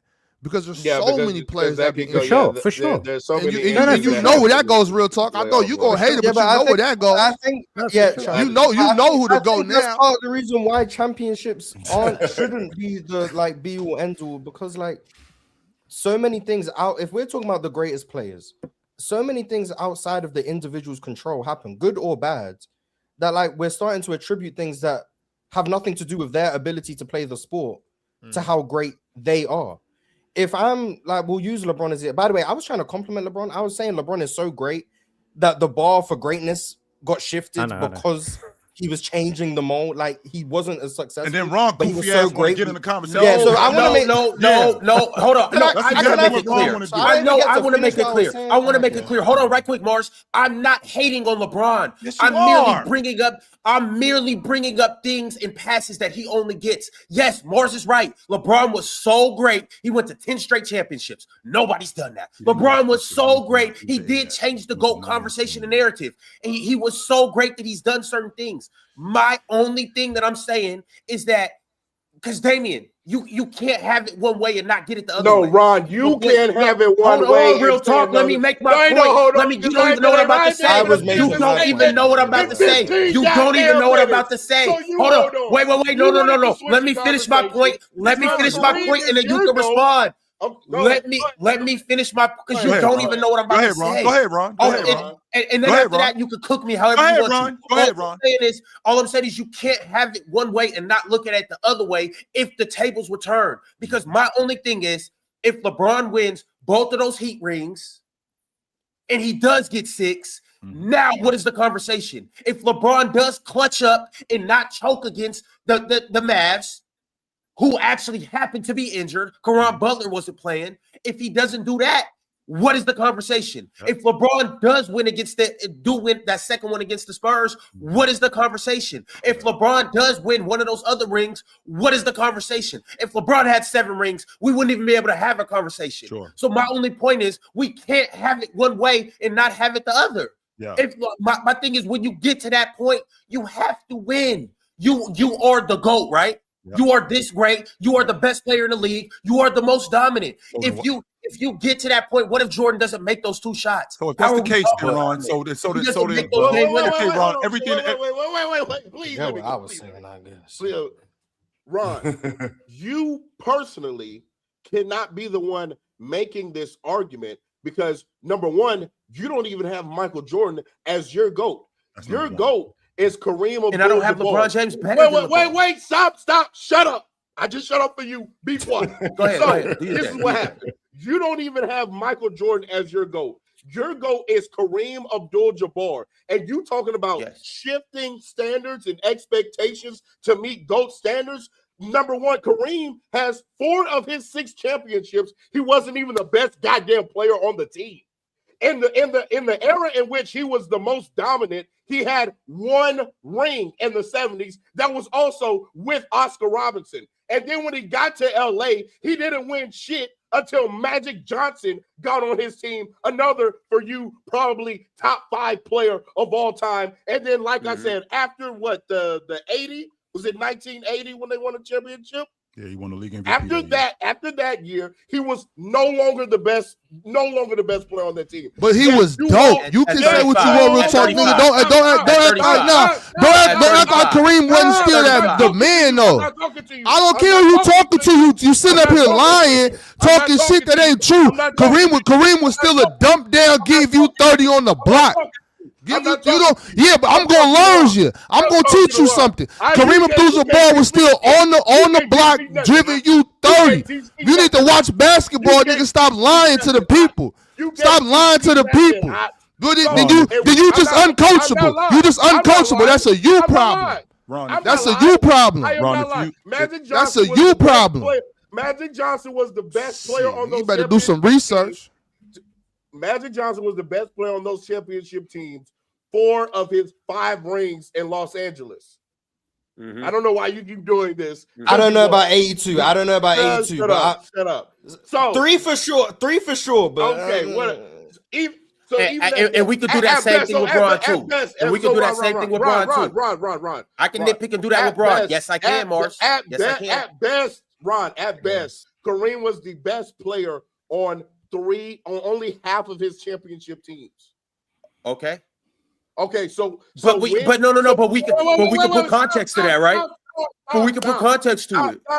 Stop. Hey, now you want to add context to shit. So what I'm saying is the standard for being the GOAT, at least when you're talking about winning and winning championships, hasn't it also been that you have to be the best player? Not just on the champ, not just on the. Michael Jordan was the best player on all of his championship teams. But this, so then Kobe's goal case is cooked. So Kobe's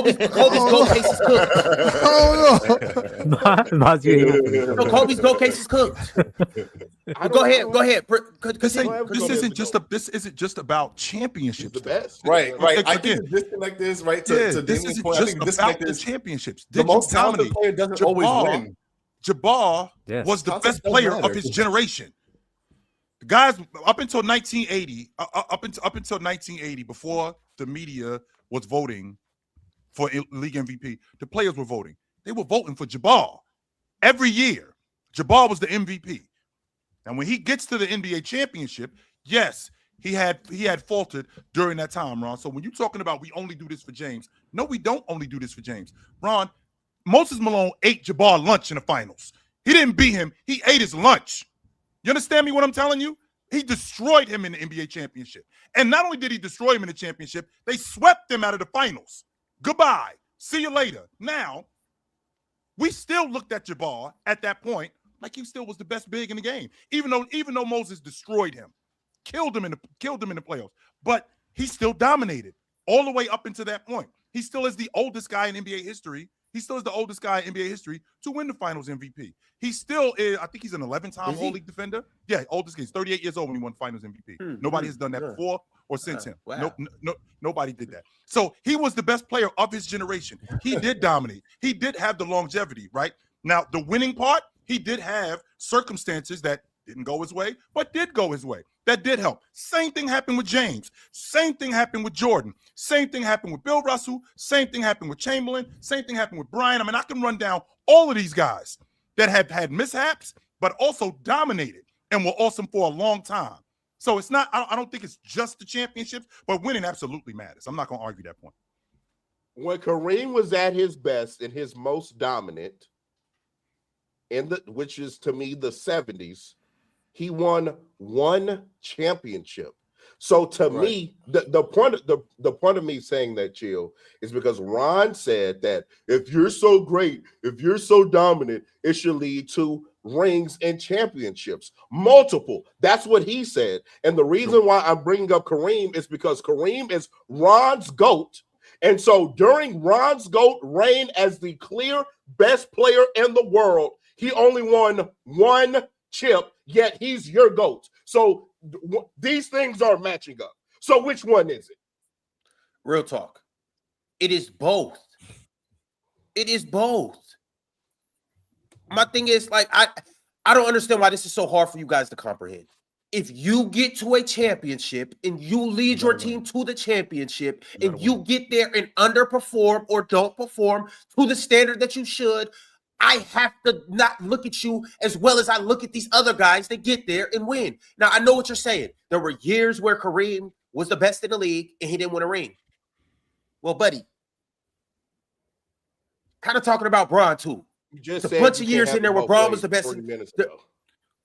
I'm saying, but there are a bunch of years where LeBron was the best player in the league. Probably the best player in the league from 09 to 18. He made the finals in 7 of those years. Yes, Ron, your stance, but there's still years where he didn't make the finals. Ron, your stance Kareem was the best player in the league from like 1970. I can give you 2011. I can't give you any. And he made the finals 3 times. And Ron, 2009, 2010. Yeah, I said those 2 years, and then he made it every other year. Yeah, he made the finals all of those other years. It was 09 and 10, he didn't make it. Then from 11 to 18, he made it every year. Kareem was the best player from the jump until 1980. 84. He made the finals makes it even worse. He made the finals in 1971, 1974, and 1980. And if you want to go all the way to 84, he also missed the finals in 81. Like, he was missing the finals more.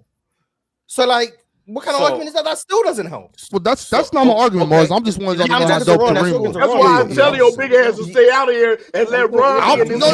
No, because this don't got nothing to do with Ron.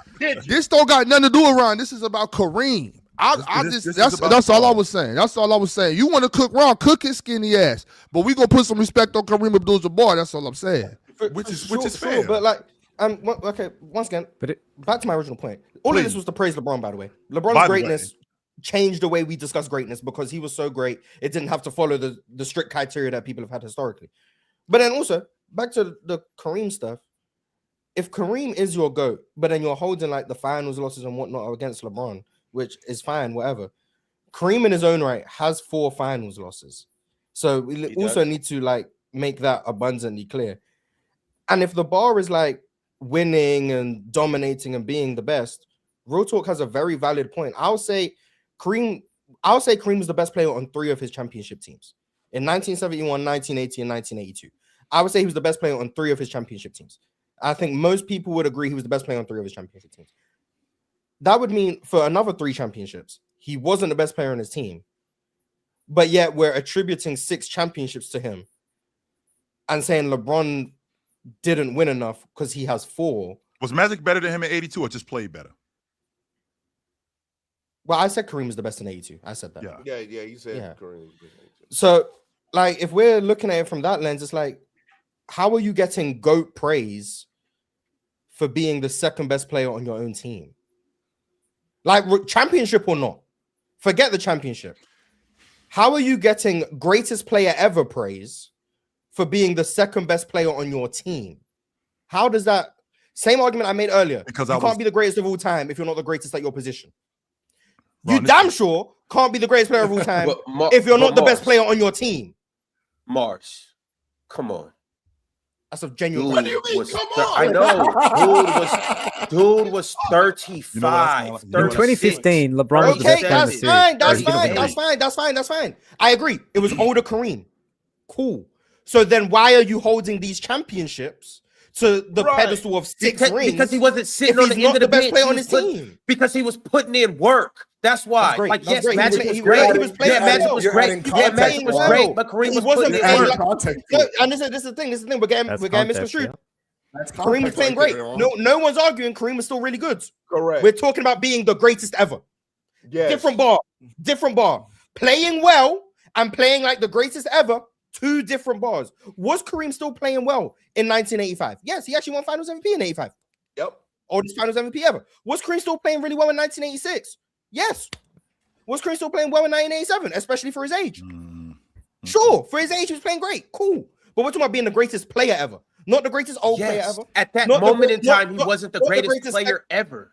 Okay, so we're talking about like that adds to his GOAT case. That I was 35 playing at this level. Yeah, I was 37 contributing on the championship team. Kareem's championship years, he wasn't playing like the greatest ever. So I will ask you, if Kareem in 1985, 1986, 1987, 1988, all the way till he retired, if Kareem was tasked with, he was on a different team, he was asked to be the best player on his team. And we all know that version of Kareem as the best player on his team, he ain't winning no championships. Doesn't take a genius to figure that out. He's not. So he would only have 3 championships now. Because let's say he wins the championship in 71, he's the best player on his team. Wins the championship in 80, he's the best player on his team. Wins the championship in 82, he's the best player on his team. Then after that, he's tasked with still being the best player on his team. So he's on a different roster where Kareem is the best player. And obviously, doesn't take a genius to figure out, not winning championships with 38-year-old Kareem as your best player on the team. So he only has 3 championships in his career. Are you still calling him the GOAT? If he only has 3, no. Yes. Okay. So with that being said, that means Kareem is being called the GOAT for winning championships No, as not the because best this player is on getting his spun team. into something nasty. This is getting spun. No, because if LeBron won a championship, no, because if LeBron won a championship this year with Luka, nobody would say, "Oh, this championship doesn't count." LeBron winning the Luka. That's not what you're doing, though, Ron. That's not what you're doing, Ron. Nobody would say that. Nobody would say that. Okay, first of all, nobody would say that. No one said. I didn't even say Kareem's championships didn't count. No, what I said that's was not we're what talking you're about being the greatest, and we're saying being the best player on your team. You can't be the greatest if you're not even the best player on your team. So I'm saying if the bar for Kareem being the GOAT is half of his championships where he's not even the best player on his team, would you still call him the GOAT if he only had the championships in which he was the best player on his team? And also, best believe if the Lakers were to win this year and Luke is the best player on the Lakers, LeBron fans will definitely say, "Oh, look at LeBron winning championships at 41 for sure." LeBron Real fans talk, do I gotta still stay out of this? But a large group of people will still say this doesn't make up ground in the MJ debate when LeBron wins one championship as not the best player on his team. That's not going to put him over Michael Jordan when MJ won 6 as the best player on his team. That's what a lot of people will say. But it helps his resume. It doesn't hurt his resume. Yeah, I'm not saying Kareem's resume is hurt. We're not going to say LeBron was the 2 on the championship. Oh my God, let's move him back. No, It helps blinded by his LeBron hate. He's not going to give up. He's being the greatest, and this is all because you think Kareem is greater than Michael Jordan. Michael Jordan won 6 rings as the best player on his team all 6 times. Well, I'm gonna leave Bill Russell out of this again. Ops notwithstanding, everyone else thinks Michael Jordan won 6 rings being the best player on his team all 6 times. Kareem Abdul-Jabbar did not do that. Yet you are still comfortable saying Kareem is the best player of all time, which is fine. But then you're putting all this value on championships and saying for LeBron that him not winning means is a detriment. He's not playing well. That's what he said. He said not playing well should dock you. And I would argue Kareem wasn't playing well in the finals when they won in 87, but they won. When he was for the standard of GOAT. Wait. Okay, say that, Moss. Say that right there. Yeah, like. Okay, I'm always talking to a GOAT standard because that's the conversation here. But the standard is GOAT standard. Kareem in 87 was not playing at a GOAT standard, but won a championship. Of course he wasn't. So if we're talking about that, just like you see, I never brought up 2007 because it's once again we know LeBron was. LeBron didn't play well. You should. No, we know he was, but we know he was in year 4. But he didn't play well. I brought him. He don't get that year 4 bill against Detroit though. Because he bust their ass, so you can't just go crazy. LeBron by a lot of people is called the best player in the world in 07. Right, and then in San Antonio, you get that bill. LeBron didn't play well in 07. He cooked that whole Eastern Conference Finals. Yeah, LeBron didn't play well in the 07. LeBron didn't win in 07 because LeBron didn't play well in the 2011 finals. Like, so yeah, well, no one's and I'm not arguing the Cavs should have beat the Spurs because this is why it's more than winning and losing. It should be about how you play. LeBron in 07, regardless of if he plays well or badly, more than likely the Spurs are going to win the series. More than likely. But LeBron didn't play well. I agree. That should be the problem. The elephant in the room should not be that, oh, look, the Cavs lost. That's one of LeBron's finals losses. It should be LeBron played poorly in the finals. That's a problem. In 2011, if for whatever reason, the 2011 finals happens, right? And let's assume D-Wade doesn't hurt. I think it was his hip he hurt. And the Heat win that series with LeBron playing just as badly as he did. You don't then just be like, oh, look, LeBron, 5 champions. No, LeBron played badly. So we should. But they will, though, Mars. They will. But they shouldn't. I'm saying they shouldn't. LeBron played badly. That's important. If LeBron doesn't play well in 2011, same as he did in real life, LeBron in the 2011 finals still plays just badly. And let's say Dirk has a worse series. So Dirk doesn't play as great. And the Heat now win the series. That doesn't elevate LeBron. It shouldn't elevate LeBron. LeBron didn't play well. That's not a bolster to LeBron's legacy or his greatness. Yes, they won the championship. Well, wait, Mars, that shouldn't help. That would 100% bolster his legacy. No. It shouldn't. I'm not saying it wouldn't. I'm saying it shouldn't. But it should. It should because just wait. Listen to why I'm saying it should. Because there's more to winning the championship than just that finals. You know what I'm saying? There was the playoffs before that. There was the 82 games before that. Because what we do a lot in these insane GOAT conversations. I want y'all to understand that these top 10 conversations, these GOAT conversations are absolutely insane. They're ridiculous, okay? The top 10, like when we do, oh, this person's 1, 2, 3, 4, 5, that shit is nuts, okay? It's crazy to have that conversation with all these amazing basketball players. But I want to get that off first. But now, I want to also bring up the fact that if you don't win the championship in these GOAT conversations, we just throw the whole damn season away. Like that's crazy. That is outrageous. I agree with what you said. There is more to the year than the finals. So Bron played well in the 2011 season. I think he was the MVP. So I do think the 2011 season, and in totality, should still be added to his legacy resume because he was still the best player in the league, all of that stuff. Right. But when it comes to the winning championships part, win or lose the 2011 finals, Bron didn't play well. That's the problem. Right. If Bron plays well in the 2011 finals and they still lose to Dallas, they still lost. Like that, the point shouldn't be win or lose. It should be how do you play. If you lose in the first round, Michael Jordan against Boston in '86. Played great. They got swept. Yep. But Michael Jordan played great. And guess what? Rightfully so. That's used to praise Michael Jordan. Exactly. Had the playoff scoring record in that game. He was dominant, averaged like 44 a game in that series. Michael Jordan was great. And rightfully so, should be praised for his performance. If we're talking about the greatest player of all time, the only thing, in my opinion, that should matter is how well you play the sport of basketball. And obviously, the greatest players are going to win. Because A, franchises are going to build good teams around great players. That's our obligation. And B, great players are going to be able to raise team ceiling to a level that non-great players can. Exactly. If they play well, you're going to raise your team ceiling to a level where you're probably going to win a championship or come close to it. That's what great players do. So I'm not saying winning means nothing. What I'm saying is your individual performance and how it impacts your team is what should matter. And if LeBron is playing poorly in series like 07, like 2011, he should be criticized for it. But if LeBron plays well in series and loses like 2015, like 2017, like 2018, and still loses, that's not an indictment on LeBron. That shouldn't be an indictment on LeBron. You played well. The problem should be when you play badly. The problem should be win or lose when you play badly. Right. The problem And should be win we or had lose that- if you play well. Like and we- that's how it should work. And to Miles, and Judge to- the player. and to Ron, and to your point, when guys do play bad, we need to talk about that from every standpoint, not just one guy. Like you said, Braun is the only one that gets bailed. No, there's plenty of guys who have played bad. Despite them playing bad, they still won. Despite them playing bad, they still were able to, they were Jason Tatum. They ended up prime example. Miles, we could keep going. Jason Tatum. Jabbar. Jabbar wasn't great in them 80. Like we see Jabbar win the finals MVP in 85. Just so you know, Ron, he wasn't great in them playoffs. He wasn't. He was good.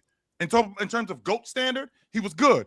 I'd like to know by a show of hands of people up here, if we had a team where the best player on that team went 9 for 35 and 4 for 17, and they still won, will we still be talking about that dude like, yo, he was awesome? Because we did that with Jordan. It depends. Because we did that with Jordan in 97 when they beat the Heat in the Eastern Conference Championship. Because he wasn't great in that series. No, it depends. He was not. But we talked about him like he was. But chill, what you're doing right now, it's that's what's up. But you got to understand, chill, what you're doing is holding people accountable. And you're requiring, Mars, what you just said, chill, what you just said, real talk, what you've been saying, Ron, what you was talking about, People to watch Damien, Jay, you guys are requiring people to watch basketball. Yes. Yo, you have to. Like that should be the prerequisite to talk about basketball. Yes, it's That's not a thing, Mars. That's not a thing. Like, That's why I'm speaking basketball utopia. The prerequisite to talk about something should be to watch the thing you're talking about. You want to talk about basketball? Watch it. You want to talk about the 2015 finals? Watch the series. You shouldn't just be going on Basketball Reference, reading box scores and saying what happened in the 2015 finals when you don't know. There's certain series that I haven't watched. I won't talk about certain series I haven't watched. I'll talk about things I have watched. I'll talk about players I've watched. There's some players I still haven't got around to watching every player in NBA history. Spoiler alert. So there's some players when the conversation will come up about them, I'll just stay quiet or I'll say I haven't watched them. People feel the need to talk about things they don't know. And I'm not saying you need to know everything, but what I'm saying is you should watch the things you're trying to talk about. There's people in the world right now who talk about the current draft prospects, the 2026 draft.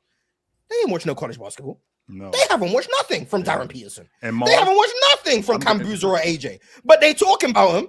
Why? What led you to want to talk about things you don't see? Talking about it. I've always said that. And to your point, Ron, I'll be honest with you. Yeah. In 1985, after game 1 of the NBA Finals, I thought Jabbar was over. I was like, there's no way that it can recover from this. I thought he was finished. And I thought the Lakers were going to lose again. He was nothing less than awful. I was like, oh, shit, it's over for them. But then he turned it on and just started getting busy. And if you guys remember, in 2020, in games 1 and 2, when AD was their best player, there was conversation starting then about, hey, if the Lakers go on to win this series, does it actually help or hurt LeBron? Those conversations were happening when AD started the series really well in 2020. That was going absolutely. On. So that was 100% going on. Matter of fact, y'all smell that? What's that? Oh shit. That's that. We done burnt this nigga. God damn! Somebody get Ron out the oven. No, no. That was not real talk. The only point that you made was that Kareem won 3 championships with another guy who's in the GOAT conversation. That like Kobe won championships with another guy that was in the GOAT conversation. Tim Duncan won championships with multiple Hall of Famers. Like that. That really isn't all of that spectacular of a point. Like guys, spoiler alert. Steph Curry wasn't the best on his team, and he's top 10 right now. According to you guys, he wasn't the best on 2 championships, and he's still top 10 right now. Who's you guys? What does that mean? Top 10. Hey, Magic Johnson won. If that's according to you guys, if that's the case, Magic Johnson won 3 of his 2 of his championships, and he wasn't the best on his team. He's still top 10. What does that mean? Like that doesn't. Spoiler alert once again. Top 10 and the GOAT isn't the same thing. We're talking about different bars right now. Okay, very different bars. But here's the thing though. You guys' bar is your bar. I don't knock a guy for playing with another top 5 player or another top 10 player in that top 10 player being better than them.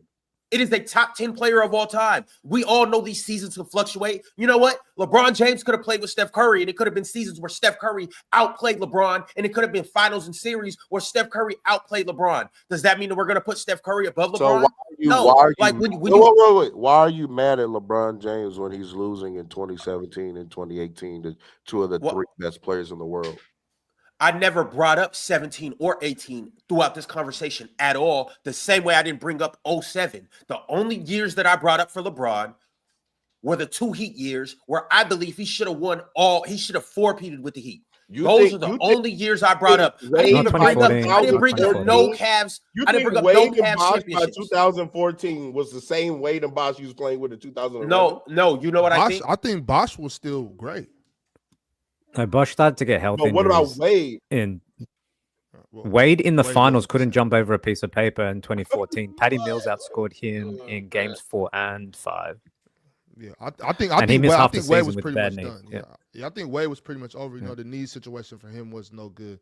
But my thing is back to like Mars said, because I think this is more praise than Bron. Bron was that good, bro. Bron was that good. Where I think they still got close to winning though. You know what I mean? That's my saying. Bron had great performances. Yeah, they lost in 14. They lost in 11. 11 was no good for Bron, but 12, 13, 14. I still think Bron was still great. So I mean, we all know Bron was still great. That's not a hot take. You know what I mean? To your point, Mars, I think that being the greatest player of your era, I mean, I use it the same way. Did you dominate? How awesome were you? Right? And how long were you awesome? Were you only awesome for 5 minutes? Were you awesome for an hour? I mean, how long were you awesome? And when you're talking about guys like Bill Russell and Chamberlain, they were awesome for that entire decade, right? Those were the guys. And then you move to the 70s. From 1969-70, when Jabbar showed up until 1980, he was the best player of that decade. No question about it. When you move from 1980 to 1990, it was Magic and Jabbar. And it was Bird, Magic and Bird. I'm sorry, I apologize. Okay. It was Bird and Magic. And then Magic eventually, in my opinion, I feel like he surpassed him. But it was those 2 guys. There were plenty of guys who were in that era who were awesome. Jordan was awesome. Dominique Wilkins was awesome, right? Bird, all of those guys were awesome. But I felt like it was Magic and Bird during that time, and the winning didn't matter. When you move into the 1990s, it was Jordan, it was Olajuwon, but then it was Jordan. Then people started to have conversations about Malone, which I don't think was much of a conversation, but people started to have it. But it was Jordan and then everybody else. When you're talking about dominating and being the best player of a generation, that was him. When we get to the 2000s, to your point, from 2000 to 2010, it gets tricky because it's Duncan. I mean, it's Shaq, then it's Duncan, then it's Bryant. Then it's Duncan. I mean, it could be one of these 3 guys in my estimation. And when you get when you get from 2010 to 2020, I think it's James and I think it's everybody else. as good as Kevin Durant was, as good as Steph Curry was. That's I think it's nasty, James. Chill. I think it's James, and I think it's everybody else. Now we're at a point where what kind of conversation are we having about both Joker and Giannis? Like, Chill, if you brought up Elijah Wan from Michael Jordan in the 90s, you have to bring up Steph for the 2010s. Thank you, real talk. Yeah, but he said Jordan. You have to. He said Jordan.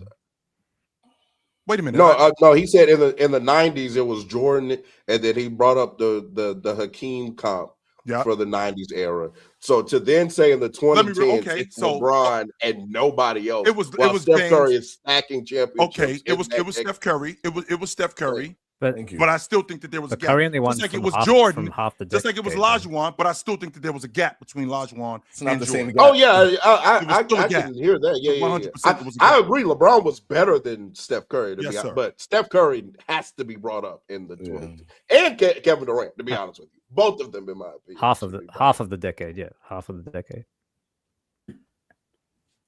What half of the? All right, fellas. KD was the second best player in the league from the beginning of the decade. Until So Steph, I think it might be. Well, Steph started winning from 2015. Like he really broke out at 2015. But KD was good the whole time. Yeah, there was an NBA championship every year. Ron, remember when I told you go back and do some homework on James in 2009? So, Ron, when you get an opportunity, I want you to go back. I was there. Chill. Right, I don't need to. But that's like you telling me go do my homework in 2019. This is what I'm asking you. Okay, so if you were there, this is what I'm asking you. This is what I'm asking you, Ron. Maybe you wouldn't get cooked like you just did. This is what I'm asking you.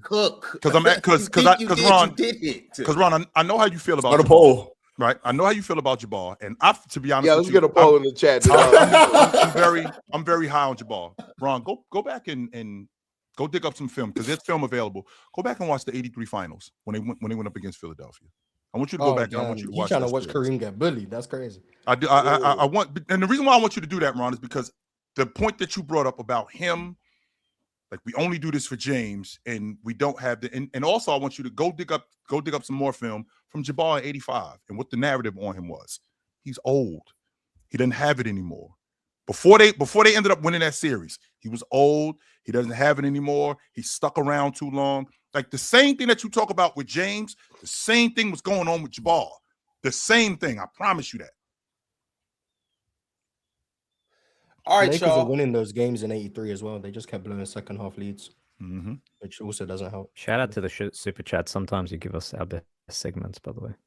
Yeah, absolutely. Shout out to you. L. Mars. We're gonna see if the super chats. Yeah, my bad.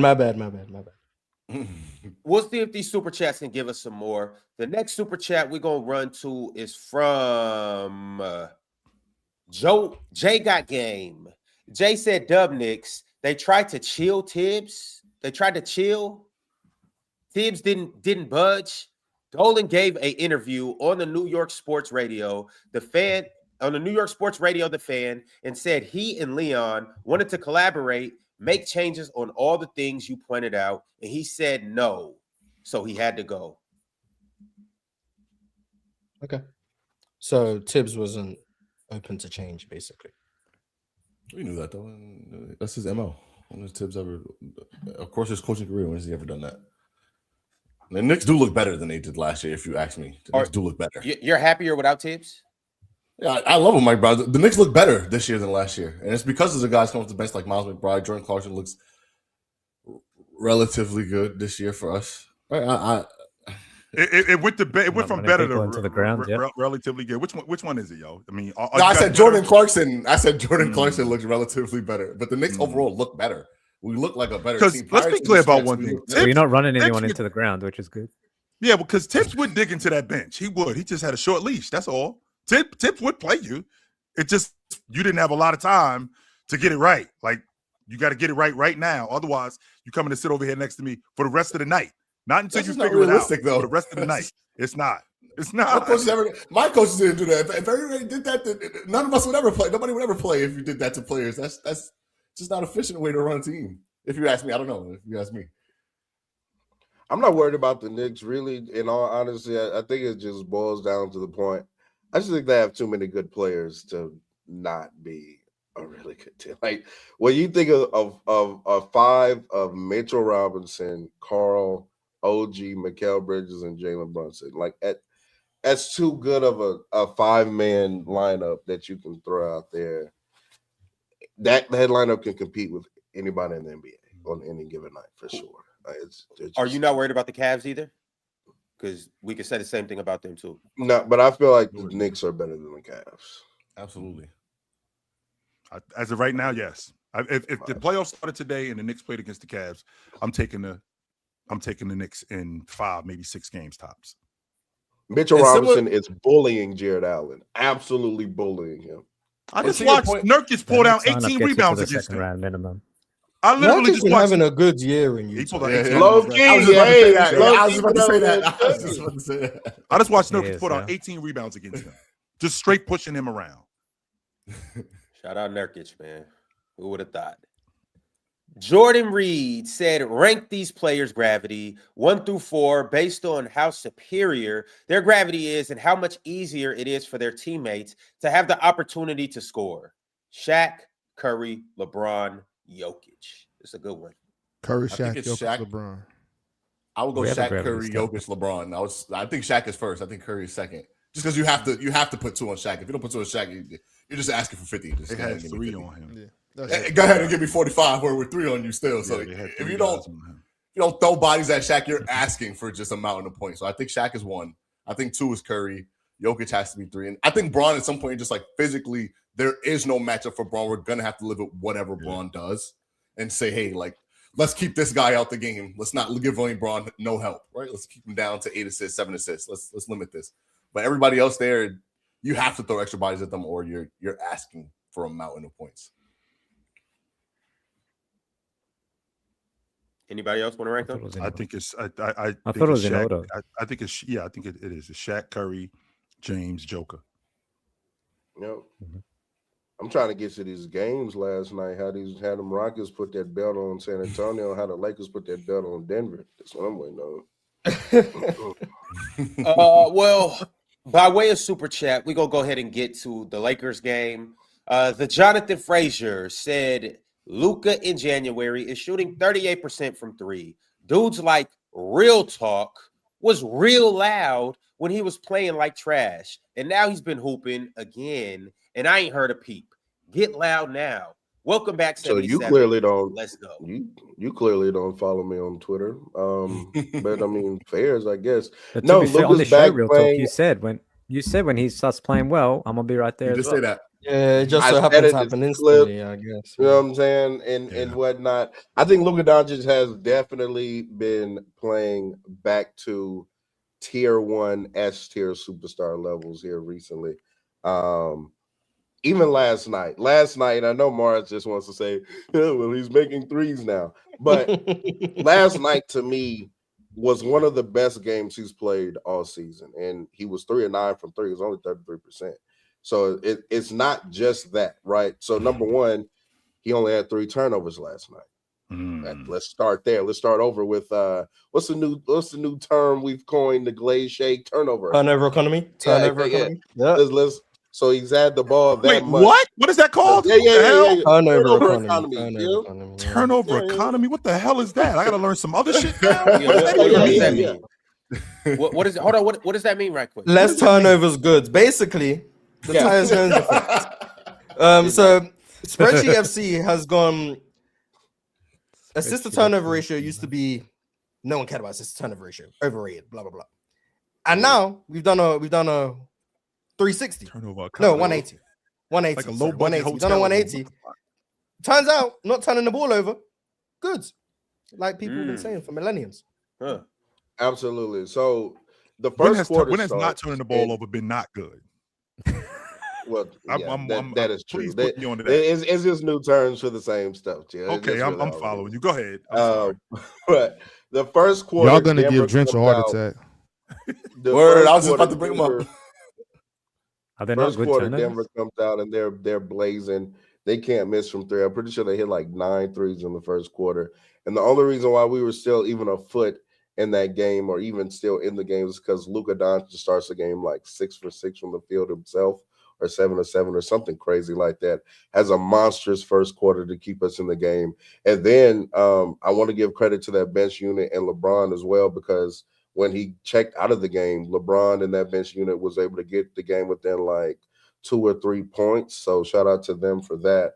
But I just loved how Luka played last night. I think the passing and playmaking was phenomenal last night. I think the connection between him and Jackson Hayes, at this point, I'm dead as just ready to start Jackson Hayes over DeAndre. Oh, I just think that he's a better fit with Luka Doncic. I'm sorry, and I've looked at the numbers. So why not bring Luka off the bench to play with Jackson Hayes? Okay, how about that? How about that for an idea, Moss? How about that? Let's do that.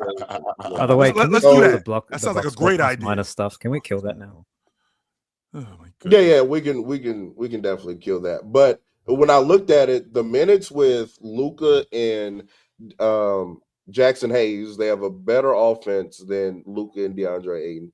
And then they're also a better offense and defense with the 3 combination of Jackson Hayes, Luka, and Austin than the 3 combination of Ayton, Luka, and Austin. I just think that play finishing above the rim that he has, I think he's a little bit better defensively as well. He's more active. He's a more aggressive player as well. He's not as soft as DeAndre Ayton. DeAndre Ayton is definitely a more skilled player than Jackson Hayes, no doubt about that. But as far as like aggressiveness, physicality, and verticality to go along with Luka Doncic, I definitely prefer Jackson Hayes at this point. Marcus Smart played a well of a game himself, by the way, hit some huge shots, played really good defense. And I also just want to say that I think Luka Doncic totally flips this matchup against Denver. For everybody that doesn't know now, we're now 3-0 against Denver since Luka Doncic has been a Los Angeles Laker. Now, I do know that Jokic didn't play last night, obviously, but also Reeves didn't play.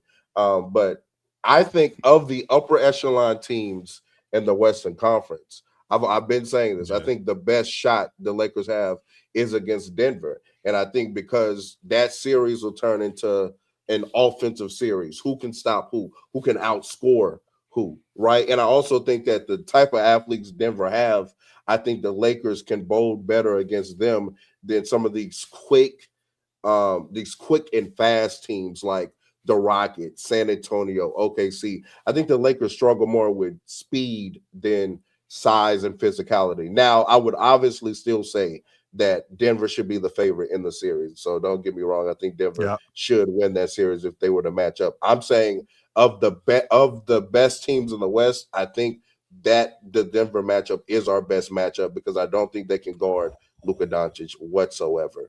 I think that LeBron James will also be able to get his offensive game off, and Austin Reeves will be as well. And I think we can get into a Gunner series, and we'll see.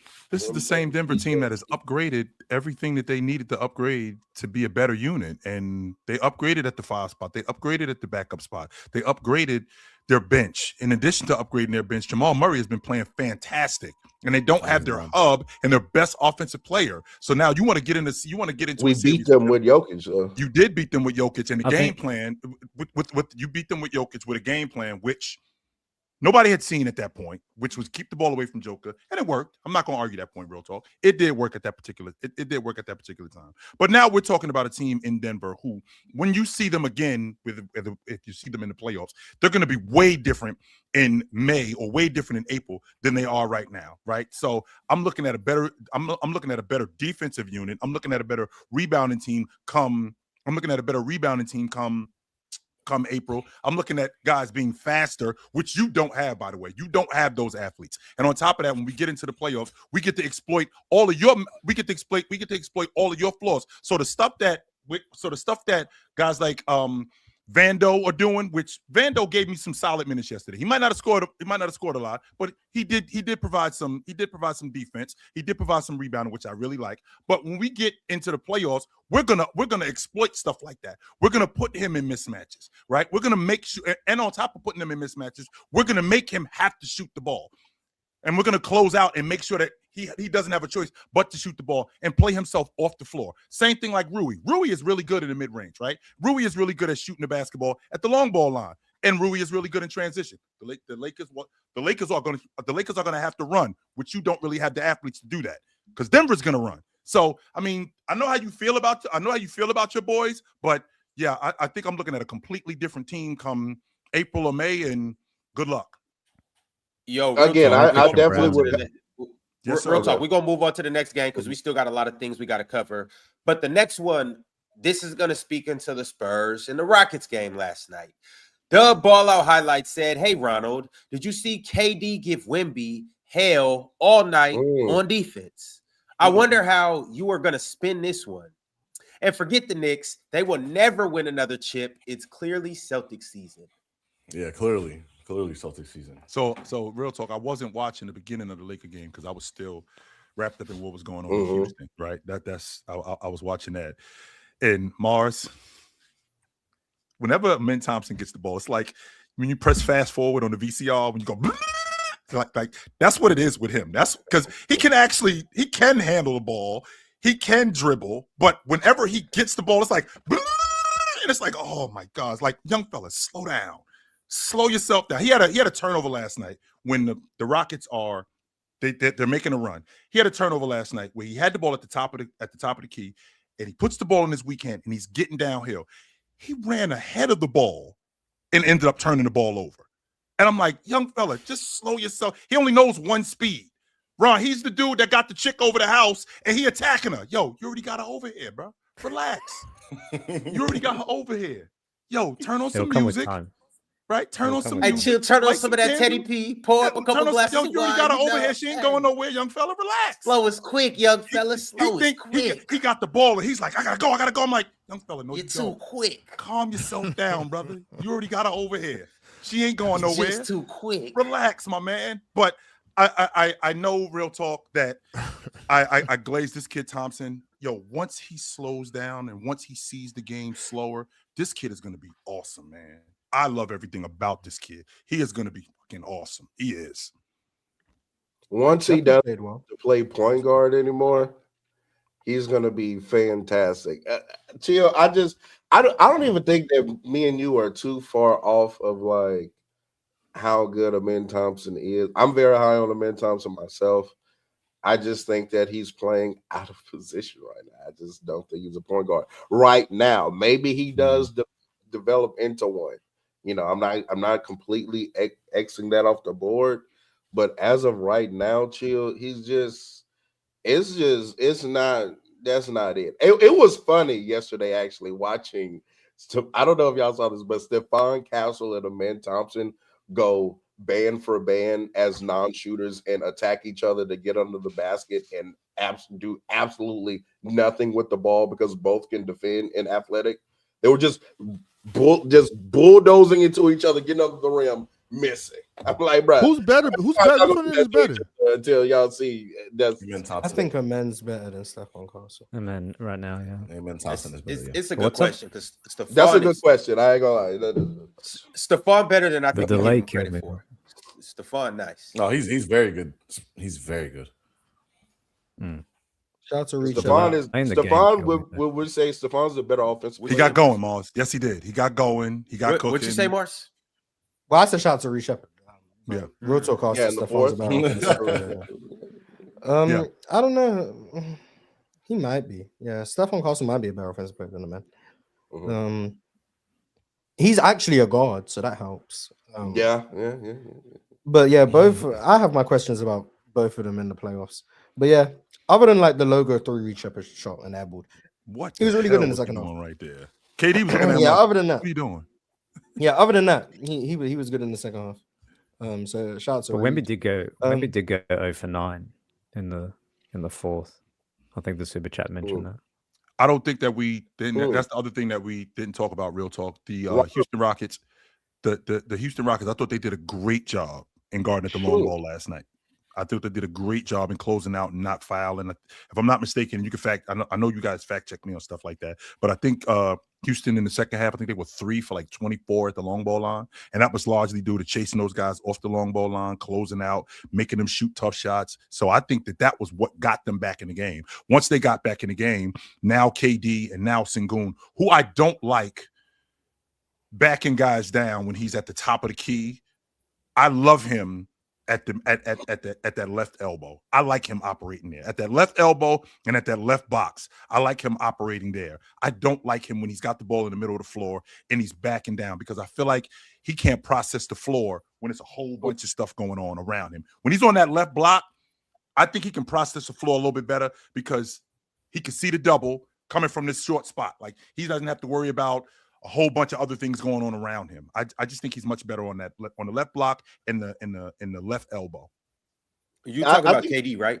No, I'm talking about Sengun. No, he's talking, yeah. Oh, okay. I think it's very interesting how we recently had a conversation about Wembanyama and AD, because in all actuality, they have a lot of similarities, in my opinion. I just think that when Wemby gets going as a jump shooter, his jump shots are threes and ADs are pick and pop middies. So like the point per possession things and stuff like that are going to look better from Wemby. But last night, because what's funny is Thunder 44 fuckboy in the chat. I don't know the rest of the numbers. Let's see if that's his actually name. Yeah, he's been going at me and Mars. Wemby had 32 in 32 minutes. I thought that said he was mid on offense. By the way, nobody said that. We just said he's not a top 10 to 15 offensive player in the league. But this is why. Because last night they gave the ball. That guy right there. They gave the ball to Wemby and asked not fuckboy. They asked him to create. Hey, beat KD one-on-one and create offense for yourself and others. Hey, beat Sengun one-on-one and create offense for yourself and others. Hey, beat Jabari. He could have beat Jabari. Beat Jabari one-on-one and create for yourself and others. And he wasn't great at that last night. And when you go look, I actually tallied it from these previous games that, yes, he's been hitting shots.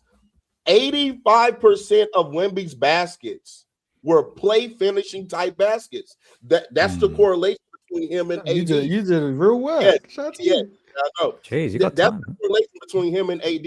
When he's having these big games, is because he's hitting pick and pop threes. That's still a play finishing archetype of scoring. It's pick and pop threes. He'll hit a few turnaround middies, or he's finishing plays at the basket when guards create for him. And that's not a knock. He's a big, but I'm saying like that's why until he's able to create consistently one-on-one for himself and others, to me, in my opinion, he's not going to be in these top 10, top 5 offensive player conversations. He's not. I'm obviously a couple days ago, I was the one that went off about Wemby. I still stand where I stand. Mm-hmm. He missed shots last night. If he took those same 21 shots tonight, I don't expect him to go 5 for 21. And that's where I'm at with it. He had a bad shooting night. So be it. Once again, Wemby's 22. On a back-to-back. Wemby's 20 on a back-to-back. He's 22. And on top of that, we all know Wemby is inconsistent on offense. He's up, he's down, he's up, he's down. When it's going, why is that, Ron? Why do you think that is, Ron? 22. Third season probably because he's not as good of a jump shooter as needed to have his shot back. You think it's just because he's 22, Ron, or his skill set, or that skill set isn't there to process the game yet? I don't think the skill set is the problem. I think it's the mental part, knowing where to attack, where to be, when to attack, not forcing things. I think that's more so the case. He's still figuring out what to do. But on top of that, too, we just had a whole GOAT case. You just said Jordan went 9 for 35 in a game. Like, it happens. You just have bad shooting nights. However, just to go back to my initial point, Wemby's still figuring out as a 7'4" dude, how do I navigate defenses? On top of that, we all know what the Rockets are on defense. Like, that's not a pushover type of defense. You're not just going to step into the arena and give the Rockets an easy 40. No, you're going to have to work for that. So, like, that's a team where you don't need to be over-dribbling. That's a team where you don't need to be catching on the three-point line and trying to rip through. Wemby should have lived at the elbow. So I didn't watch the full game, but the parts where I was watching, I was in and out of the first half. I didn't watch none of the second half. The points where I was watching, so I watched a good amount of the second quarter. He was in that mid-range going to work. It was one point where he caught the ball at the elbow, turned around, and went to work right there. That's where he should be catching the ball at a majority of the time, whether you're playing the Rockets, who's a scrappy team, or whether you're playing against the Hornets. He needs to get in the lab with maturity in the Dirk. game. The game will slow down for him. Facts. I've been saying that since he got drafted. Yeah. Dirk That's is who he needs to get in the lab with. It's Dirk. It needs to be Dirk. Yeah. Not KG. It needs to be Dirk. Well, KG for like other things, but offensively, Wemby's going to be maximized in that mid-post, mid-range area. Face up, catch the ball, create an inch of separation, shoot over the top. Dirk is his model. He's not going to be Kevin Durant. He doesn't have the handle to be able to do that. He's not going to be a bruiser down low. Like, it's not going to be Shaq. It's not going to be any of those guys. Dirk Nowitzki is Wemby's pathway to maximizing offensively, in my opinion. Yeah, true. He doesn't need to be in the lab with KG. He needs to be on the couch, kicking and having conversation with KG just to get like super hyped up. Some listening to insight. stories. And, they don't even got to talk about basketball. They just kicking. And just KG will have his ass robbing stores, man. KG was will have his hella ass. skilled, Yeah, KG will have his ass like, what? Man, go get the KG will have his ass. who was that? That was Flex. That was Funkmaster Flex. I want you to go to this store. Yep. Put your hand in the gas register. That money is yours now. That's Wemby. That's what KG had Wemby doing. Like, what? Oh shit. All right, fellas. The next super chat I got is from DNE MLV. DNE said the Knicks are 16-6 at home and 8-12 on the road. They have a worse road record than the Grizzlies. Doesn't sound like a championship winning formula. Hey, I want to let you know right now in front of this international YouTube audience, I did not appreciate that ass whooping a couple of nights ago against Dallas. That was some bullshit. That was some bullshit right there. They didn't rebound well. No. It's not the rebounding. Let's not even do that. They got smashed on the offensive boards. They like not just they on were the down offensive 30, glass. 30 at the half, and it wasn't just because the offensive rebound. Wow. Awful. Got punched in the face. I can't believe that Dallas literally walked into Madison Square Garden and said, "This our court. This is our court. Ain't nobody winning until we leave." How about that? They really did. That's why. By the way, if I'm a contender, I'm looking at Najee Marshall. Just so you know, if I'm a contender, I'm looking at Najee Marshall. I'm Max looking Christie at as well. Max Christie's having a good season. What? Yeah, for Sorry. sure. But Max Christie is young enough to where like Dallas can view him as part of like the long-term rebuild. Najee Marshall, because when Dallas got Najee Marshall, I was up here saying that's a huge addition for them. But then obviously they traded Luka and all this nonsense. But like now, if I'm a contender, Najee Marshall, I think could be a really nice. And he with all the drama too, Ox. Because you remember him getting in Jimmy Butler face. He with all the smoke. He ain't with some of it or most of it. He with all the smoke. Yes, sir. I'm glad Mars brought that up because Mars, when Dallas got Najee Marshall, right, he thought that was a big addition. Why do you feel as if the Knicks with two subpar defenders are doomed to not make the finals or losing the finals? I don't think we saw. That's how you talk about it. That's how you were just talking about what it. I said was, if they lose, is the conversation gonna happen? That's what I like said. they have these 2 points, and we just seen Dallas with Kyrie and Luka make a run to the finals and lose get to the Celtics. obliterated. Yeah, get obliterated. Yeah. But that the Knicks came and beat the next year. their offense. The same Knicks team beat the next year. Yo, chill. So what's the disconnect there? Well, I once again, I think Brunson is a worse defender than Luka. But I'm also saying, I think all I'm saying is I think the conversation is going to happen. I made it clear. I'm on team don't trade Brunson. I don't think you should trade Brunson. I just think if they do lose this year, I'm fairly sure that's going to be a conversation that comes up. And I don't think it's going to come out of nowhere. I'm kind of like, I'm preempting the conversation. Like, don't be surprised if this is what happens. It's going to take a few if they clips, lose yep. again this year. Whenever you keep Like, you keep probably saying gonna what you said about Brunson, Mars, that shit sound like nails on a chalkboard. Please Worse stop than saying that. Luka. Oh I mean, my I God. think I don't think that's far. I don't know how one could. could say Luka's worse Oh than my Brunson on God. defense. I ain't saying that it's They're wrong. both- It just they're both sounds terrible. awful. Yeah, I don't- Luka's I lucky don't know he's how- like 6'8". It just sounds terrible. Yeah, word. Thank you, Right. Damien. Word. It's the I mean, size- yeah, it's the that size- definitely Luka helps. lucky size he's and Definitely strength. helps. But Size at and least strength Luka makes a makes big at deal. least Luka will like get steals. I think they're the same level. I'm sorry. I don't really. Luka they're gives you both- that fake hustle too on Yeah. defense. Like I know- I've seen I Luka know block a one Man thing- Thompson. I know one thing for sure, Chill, and I think I can't remember who that was in the chat. They repeated it. Chill.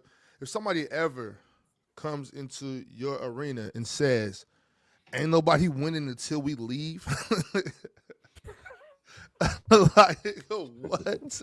That's what Dallas did. Yeah, We're not even playing basketball at this point. No, we all turning straight to Draymond Green. This is our court. Ain't nobody winning until we leave. We're Nobody. not even playing basketball right now. They were down 30 at the half, Ox. They were down 30 at the half in their building. That's shit that get everybody fired. Unacceptable, man.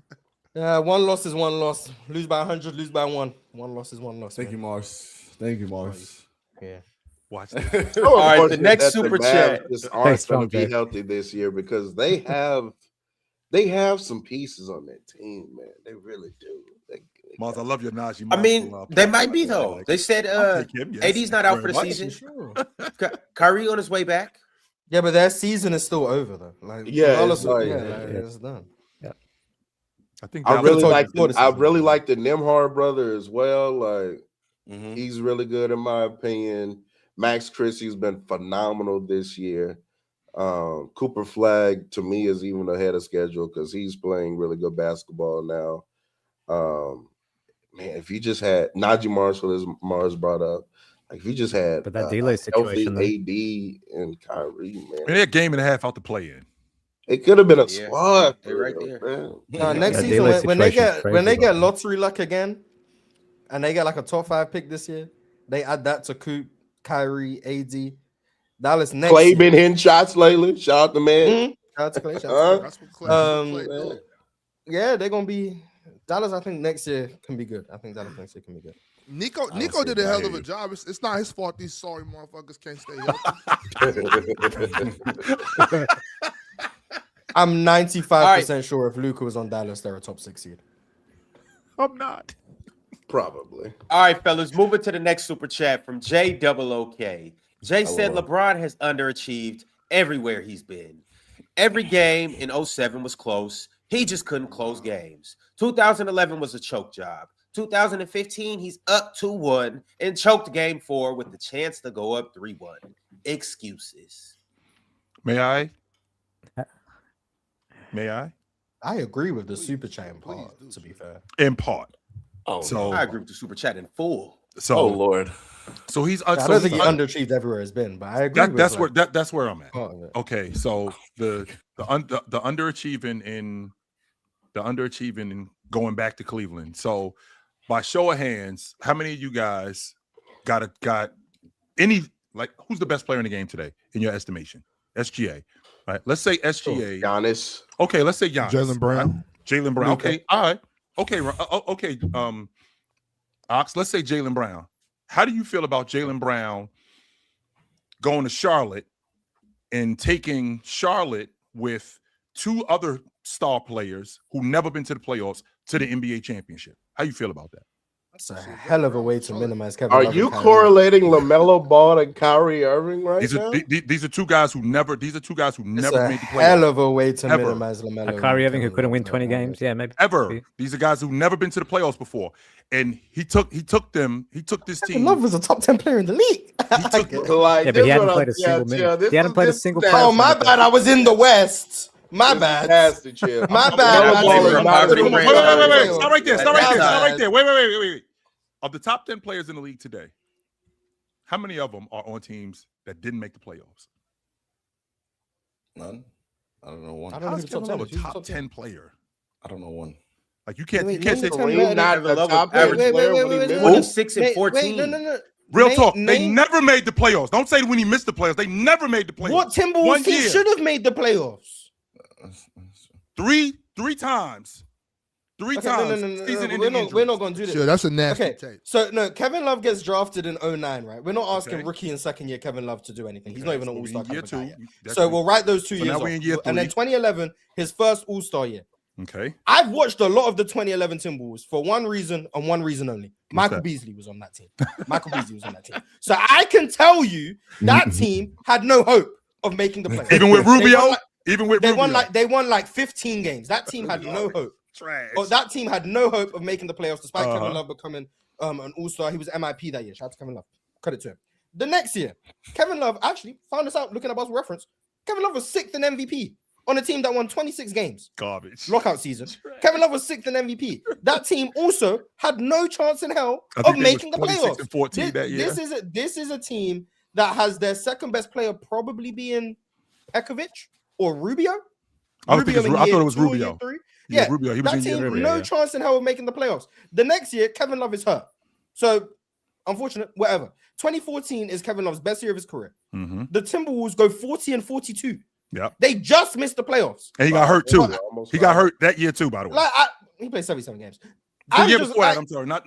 Yeah, 2013 they had no chance. He was hurt. He got hurt too. 2014 they won 40 games. Correct me if I'm wrong. There might be people in the chat. The Suns that year won 48 games and they missed the playoffs. 46. I think they were the 9 seed. The Suns won 48 games and were the 9 seeds. Would he have made 12 I think so. For sure would have made it. I'll tell you what would have 40 wins in 2014. What would that have been in the East? Let's see. Let's check. Like good for like third or something like that. Oh wow, is that the Hawks in the playoffs with 38 wins? Wow. But anyway, yeah, this is the West. Yeah, I was right. The Phoenix Suns missed the playoffs, winning 48 games. Yeah. How on earth was Kevin Love meant to get the Timberwolves to the playoffs in 2014 when he needed at least 49 wins to get there? Were the Timberwolves meant to win 49 games? No. That team was not good enough to win 49 games. And then asking if he's a top 10 player, I dare you to name 10 players better than Kevin Love in 2014. Please. 2014. Let me go back into my think box and think about 2014. Go ahead. 2014. So I got James. I got KD. I'm thinking about 2014, right? Carmelo. James, KD. Carmelo Anthony. This is Kevin Love averaging 26, 12, and 14. 4, by the way. I shooting 38% from 3 as a power forward on high volume. That Kevin Love. So let's see. So James, LeBron, KD, Steph. Can we get nasty with Joakim Noah? Blake Griffin. Say who you want. Blake Griffin, yes. Chris. We're giving him Blake Griffin. No Carmelo Anthony. We're giving him Blake Griffin. Like I said, Chris Joakim Paul. Noah. I ain't even giving him Blake, but it's fine. We can go. Cool. Joakim Noah. I'm absolutely not giving him Blake. There's no way I'm giving you Blake, but it's fine. Like we can carry on. So he was the best power forward in the league because he was better than Blake and LaMarcus. Kevin Love was the best power forward in the league. So he's better than Blake and LaMarcus Aldridge. Yes. He was better. Was he better than Paul George? In 2014. I don't know about Blake, man. I don't think so. That's a good question. Paul George got it. We'll let Paul George slide. Chris Paul can slide as well. Chris Paul. Was he better than? There was a few years there where people thought Blake was going to win MVP. Yes. Yeah, he came third in 20. He came third or fourth in 2014. Was he better than Dwight Howard? He wasn't better than Russ, by the way, either. He was better than Dwight Howard in 2014. He was better than Dwight in 2014. That's first year Houston Dwight, right? Yeah, he was better than Dwight at that time. He's better than but he's not better than Russ. So you can add Russ is fine. Russ is fine. Was he better than Tony Parker? Yes. What? I want to make sure we know that Kevin Love on the court in 2014, the Timberwolves had a +6 net rating. Because I've looked this up before, because I've made the argument defending Kevin Love before. A +6 net rating in 2014 is a top 5 team in the NBA. Kevin Love on the court in 2014 had the Timberwolves playing like a top 5 team in the NBA. Yeah. When Kevin Love was off the court, they had a -5 net rating. They were one of the worst teams in the league. Why is this guy not clearly a top 10 player in the NBA? Yeah. I want to get this exactly right. Kevin Love, well, like I said, +6 net rating. The only teams that were better was OKC, Kevin Durant MVP year, +6.6. The Clippers were +7. The Spurs were +8. Kevin Love on the court, the Timberwolves were playing better than the Miami Heat statistically. When Kevin Love was off the court, they were a bottom 5 team in the NBA. All right, with that being said, he still had never been to the playoffs. As good as he was, he had still never been to the playoffs. You made a valid point about him being a top 10 player. He had still never been to the playoffs. Kyrie Irving had still never been to the playoffs. And by the way, they got to the NBA championship that year without Kevin Love because he had gotten hurt in the first round against Boston. Kelly Olynyk. He got hurt. Oh yeah, that's right. And by the way, this was the third time in 4 years that he had gotten hurt and had a season-ending injury. Sure, we talking about the 13-14 season or 14-15 season? 14-15 when that's the first year. First year when James. So he wasn't better. He wasn't better than DeMarcus. He wasn't better than DeMarcus. Was he? No, but Kevin Love when Kevin Love left Minnesota is what I'm saying. Kevin Love when he left Minnesota was a top 10 player. We're going into the 14. Going into that season, they got going into the 14-15 season. So, I mean, I'm thinking about it being an underachievement considering what he had done. No playoffs for any of these guys. No deep runs in the playoffs. Then he loses Kyrie Irving going into the NBA championship. I mean, I don't think that's an underachievement. And then in 15-16, they end up winning the NBA championship, which hadn't been done in Cleveland since 1964. Any team, not even the Cavs. Nobody had won a championship. And then in 16-17, they end up losing. And I was delusional enough to think that they could beat the Warriors. I was like, they could beat these dudes. When in reality, no, they couldn't. They couldn't beat them dudes. Hell no. That's like Shaq getting on the Bulls. But anyway, and then in 18, you lose Kyrie Irving, right? You lose Kyrie Irving. Kevin Love's still playing, and then they end up going up against that Warrior team again. So in terms of the underachievement for that group, okay, I think that's a bit of a stretch. Then you get to the Lakers in 18-19, who were in 10th place the year before. James ends up getting hurt around Christmas. They're 2 games out the 1 spot, by the way, before James gets hurt. They're right back at the top of the Western Conference. 4 games out the 10th spot too. But they end up winning the NBA championship. They end up winning the NBA championship the very next year. And I think that they would have won it anyway, even if COVID didn't shut the season down. I did think that they were going to win the NBA championship, despite what the Clippers were doing, because I didn't want anything to do with the Clippers. I'm not going to argue that. With that being said, in 21, Anthony Davis and James end up getting hurt, so that kind of threw a monkey wrench in everything that was going on. So I feel like the underachievement thing is Miami, because that not 3, not 4, not 5, not 6. Yeah, that was extra. And I think that wasn't realistic. You can't say someone underachieved if you have a championship within 2 years. He's won a championship every destination. Yeah.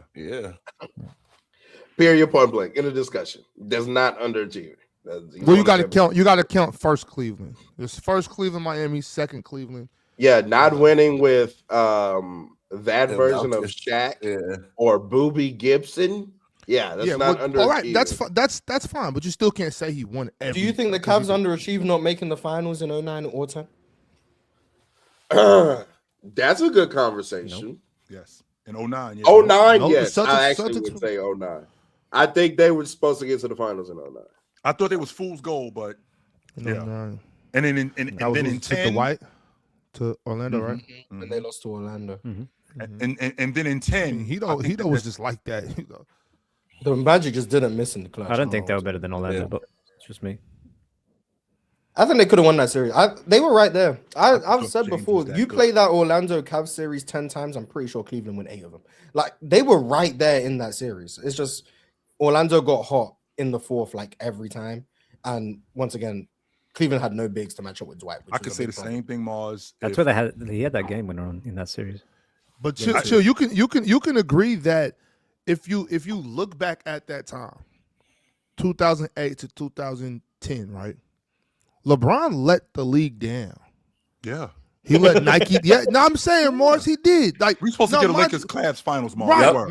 Mind you, we got Celtics, LA, we got Paul Pierce, Kobe, but Nike needed LeBron. Yeah, we were supposed to get a Celtics. The world wanted to see LeBron, Kobe in the finals. Yeah, Kobe held up his end of the bargain 3 years straight. Yes, he did. 08, 09. Could have held it up for 4 years straight. We could have seen Miami versus LA. Yeah, well, that's you know what I'm saying. Kobe did his job 3 years straight. Exactly. And Brian asked, why couldn't he do it a year earlier in 07? Because we're in the West. We actually have man. Hold up, you ended the bargain a year earlier or a year later. They missed each other by 1 year on each side. That's what the puppet commercials, all of that, man. Nike was ready for that. Yep. The world was ready for that. We all wanted to see Kobe bust LeBron ass in the finals. And I was about to say, Ox, a lot of conconversations that we have now would have been put to bed. Put to sleep. Like we could chill. Bron wasn't ready. We could dead a lot of this stuff. We can. The Lakers wasn't ready for Kobe. That doesn't mean Kobe better than Bron. Doesn't mean Bron's better than Kobe. It doesn't. But at that time, though, sure, that's definitely what would have been happening for sure. Yeah, for sure. No, but more. So my thing about it is, just because the Lakers beat the Cavs, that doesn't mean Kobe's better. I understand that. I agree. But in that matchup, Kobe would have shown he's better than Bron, and we could have deaded all of this shit. If Bron, you know what? Bron is such a fucking genius. Ducked the fade. He ducked the fade. Because he knew what was going to happen. He said, "I got to protect my legacy."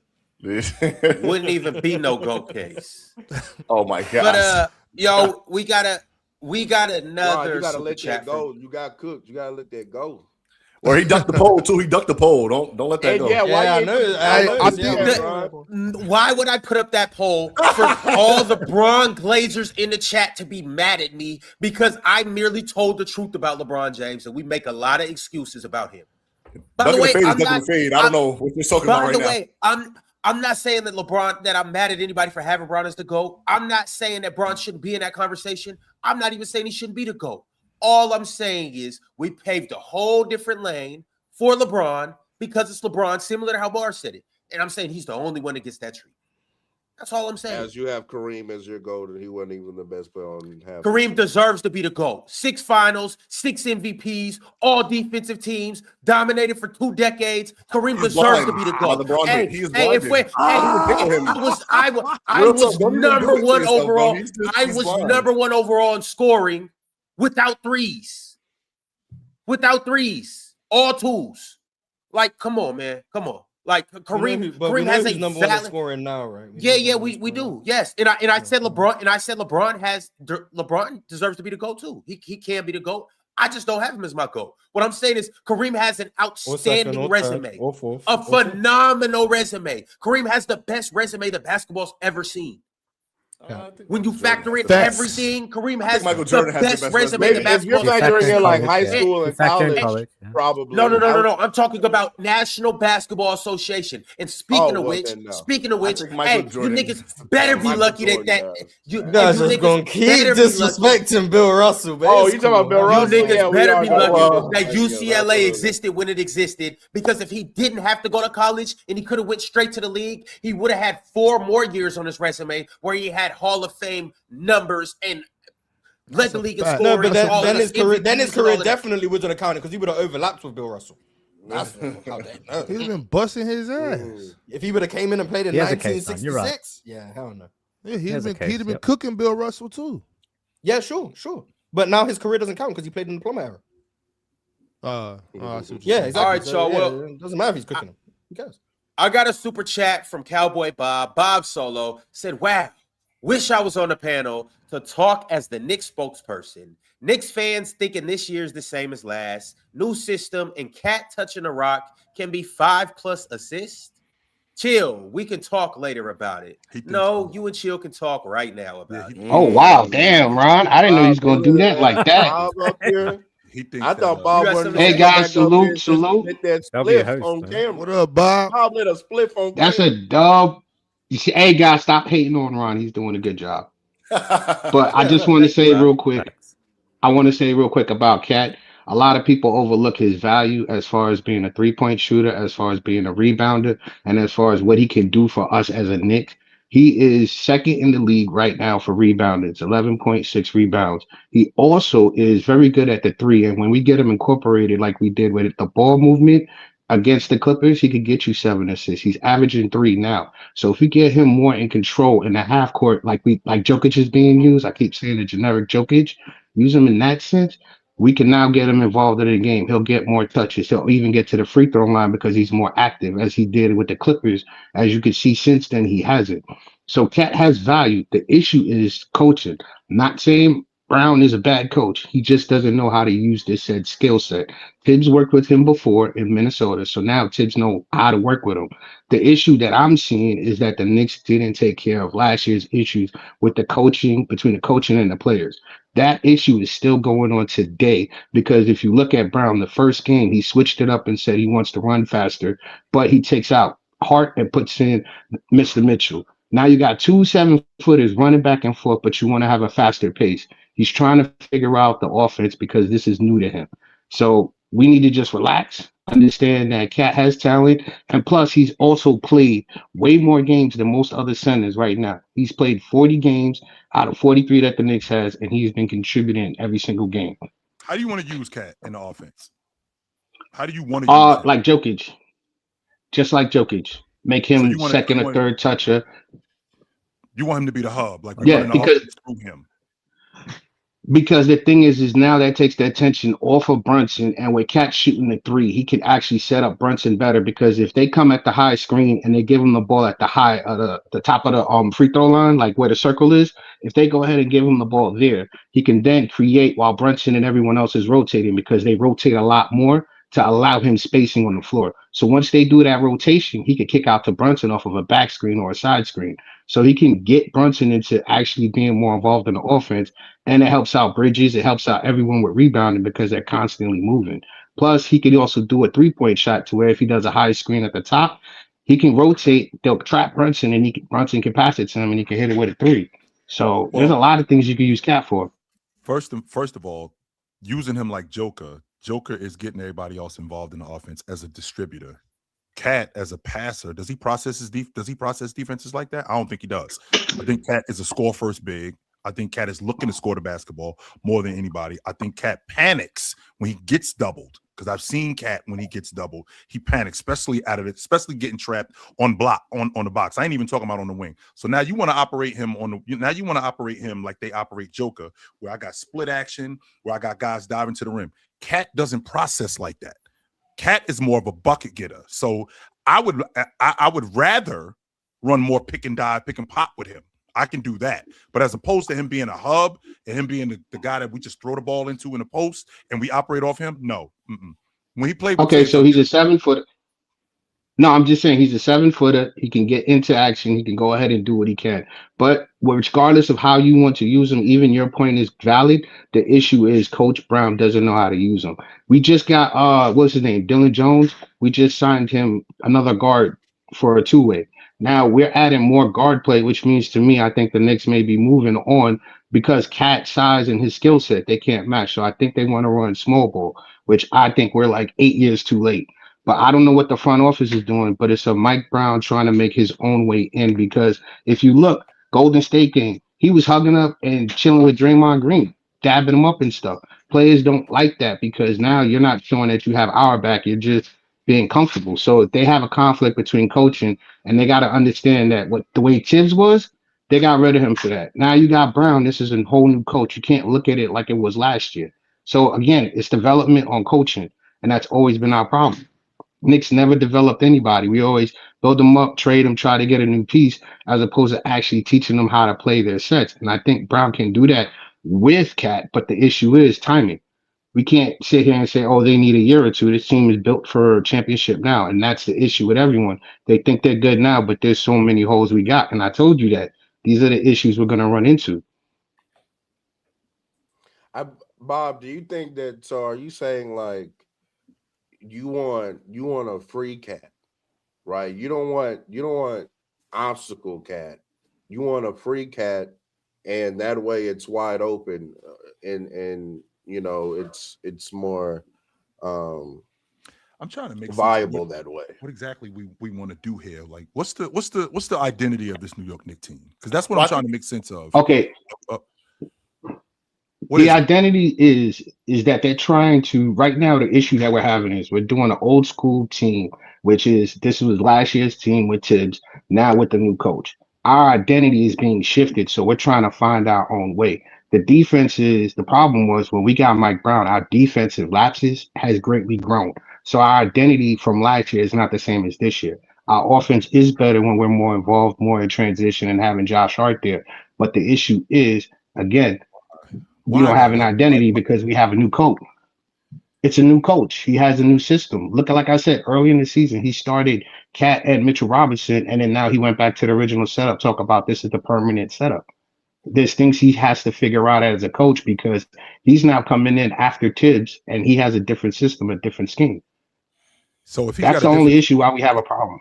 So Mike Brown was in Sacramento and they went to the playoffs. They had one of the best offenses in the league. The Knicks already had one of the best offenses in the league. Mike Brown is known as a defensive coach.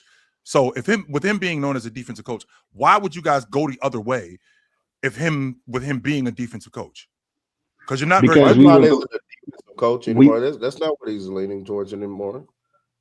Yeah, he hasn't been leaning towards that. He wasn't Cleveland. Now he's when he was at the Kings in 23, I think they had like the best offense ever under Mike Brown. Yeah, and he went to he switched his offense back to he switched from a defensive coach to an offensive coach to me in Sacramento, because even though they had good defense, he still was running it. So that being said, now he's trying to incorporate a new offensive system based off of the defense we had last year. But the players we had last year, we don't have this year. Yeah, we got the normal 8 or 9 players, but the bench, the young guys need to be developed.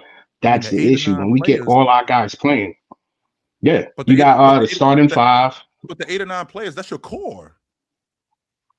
Yeah, but this is what I'm saying though. You still regardless of the core, you still need the bench to help you because here's the thing.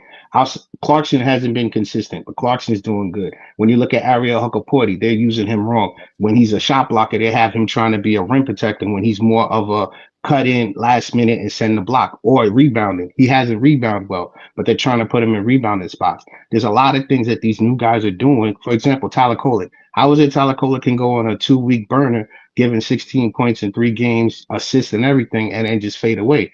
This is what I'm talking about when you look at the bench. We need support from them. You think that's coaching? Yes. And it's not saying I'm not saying he's bad. I'm not saying he's a bad coach. I'm saying he's a new coach. This is year 1. Everyone's thinking this is year 2. The team been together. No, this is year 1 of the Mike Brown era. You have to get rid of all the bad habits and listen to what he wants. But the issue is he's too joking. He's too relaxed. And that's the problem why the Knicks are having issues. Because with Tibbs, Tibbs was stubborn. See, Bob, Tibbs was stubborn. No, I'm not trying to hear this. It's okay. Like the reason why I'm not trying to hear this because it's year 1. You just told me it's year 1. He's too joking. Like Mike Brown's going to change. This is who Mike Brown is. So why is this going to change next year? Why is this going to change in 2 years? Why is this going to change? I'm not saying he's going to change. Okay, I'm saying so what do you, the way he is. I don't understand this. Because you want me. That's what you want me to do, Bob. You want me to give Mike Brown time in terms of implementing his system, but you don't like him because he's too much of a jokester and he's not that serious. That's not going to change. Okay, so that's not going to change. The system is not going to change. You already got the same 7, 8, 9 guys in terms of personnel. You don't want to get off of these guys. So what's the solution here, Bob? They have to work through the issues. That's the solution. We are grown-ass men getting paid to play a sport. They have to work through the issues. Jalen Bruson called a players-only meeting, and that's what they're doing. You have to work through this. This is a new guy in your front as your coach. I'm not going to sit here and say, oh, yeah, we could go ahead and just make it work with the new guy. No, there's things he wants to do, and there's things the players want to do. That's all I'm saying. Yes, he's joking. That's who he is, but we have to get used to it because he's still new. This is the first year. All he has to do is make the playoffs, and he's successful because Tibbs did it his first year. You see what I'm saying? We're not looking at it as last year. We're looking at this as being the new start because Tibbs is gone. We're going to find out, Ox. But, me on Ron. We will. Yeah, we're going to find out. Go, New York, go, New York, go. Be safe, and thanks again, Ron. You guys stay up. PC is one of the greatest shows. Subscribe and like. These guys are awesome. And RT, hey, real talk. I think you got cheated, man. You should have won. Salute. Thank you. Thank you. Thank you. Thank you. Don't tell him that. You, a real don't one. Tell him always. That. Don't tell him always, that. Always a real one. Trying to gas my boy. All right, fellas. The next super chat is from Jordan Reed. Jordan said that boy Keontae George might be MIP of the year. He dropped 43 on the T-Wolves last night as the Jazz got the dub. Shout out to them boys in Utah. This is what Rudy Gobert was talking about just showing up and doing your job and just going home. Like, that's what they looked like last night, Ron. Because I did watch that Minnesota game. They looked like they was just there. Like, yeah, we here. All right. And they just expected Utah, who has not been good, by the way. I think they dropped, before last night, they dropped 4. They dropped four straight. Not only have they dropped 4 straight, so we clear, Mars, these how many wins they got in the division before last night? 0. They haven't won a game in the division. So these dudes showed up and just were just going through the motions, and they ended up losing. The Timberwolves are disengaged during the regular season a lot. Yeah. Yeah. They're such an they're built for the playoffs, though. They are, aren't they? Real talk. They're built for the playoffs, though. Like, I don't know what to do with them. I really don't. Yeah, well, they just don't get up for certain games, and that's to be expected. Yeah, they're built for the playoffs to me. Yeah, they're just not getting up for games like Utah. You see Julius that Randle just looked like at any point he could just punch somebody in the face. He just looked like that type of dude. I don't know but shout out to Keontae George.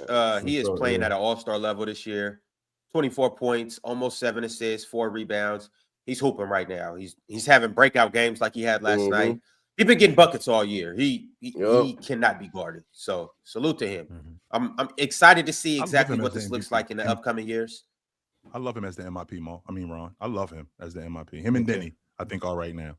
What about Jalen Johnson? Yeah. You have them over Jalen Johnson? He's dropped off a little now. Still, CJ done. I've been hearing Jalen Johnson's name. CJ messed that boy up, man. All right, the next super chat is from Anna Monica Studios. Anna Monica said, I don't know if I can win with a guard like Brunson. However, I think history has kind of forgot how New York beat Boston.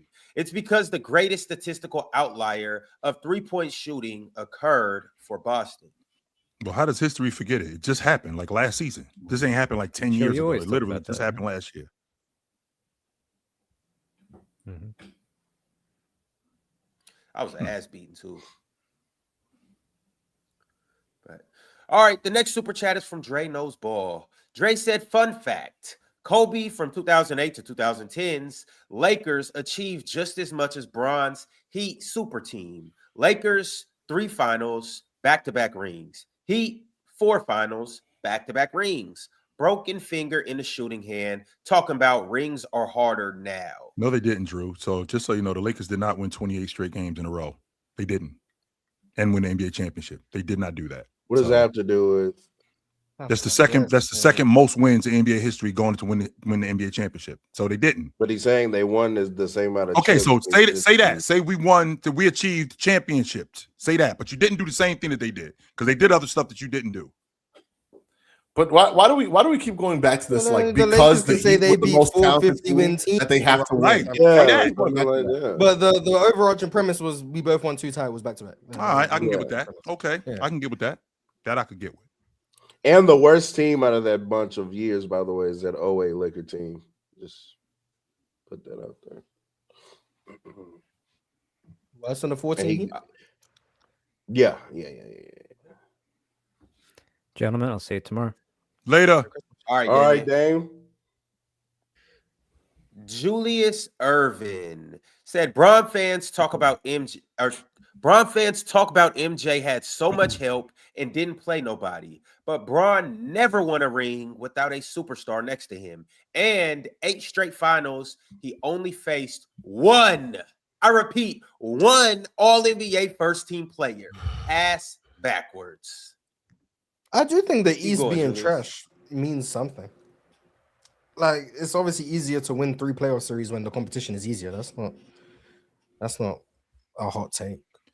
Ron, what if I told you that from 1980 to 1989, the Lakers walked to the finals because the Western Conference was a dumpster fire.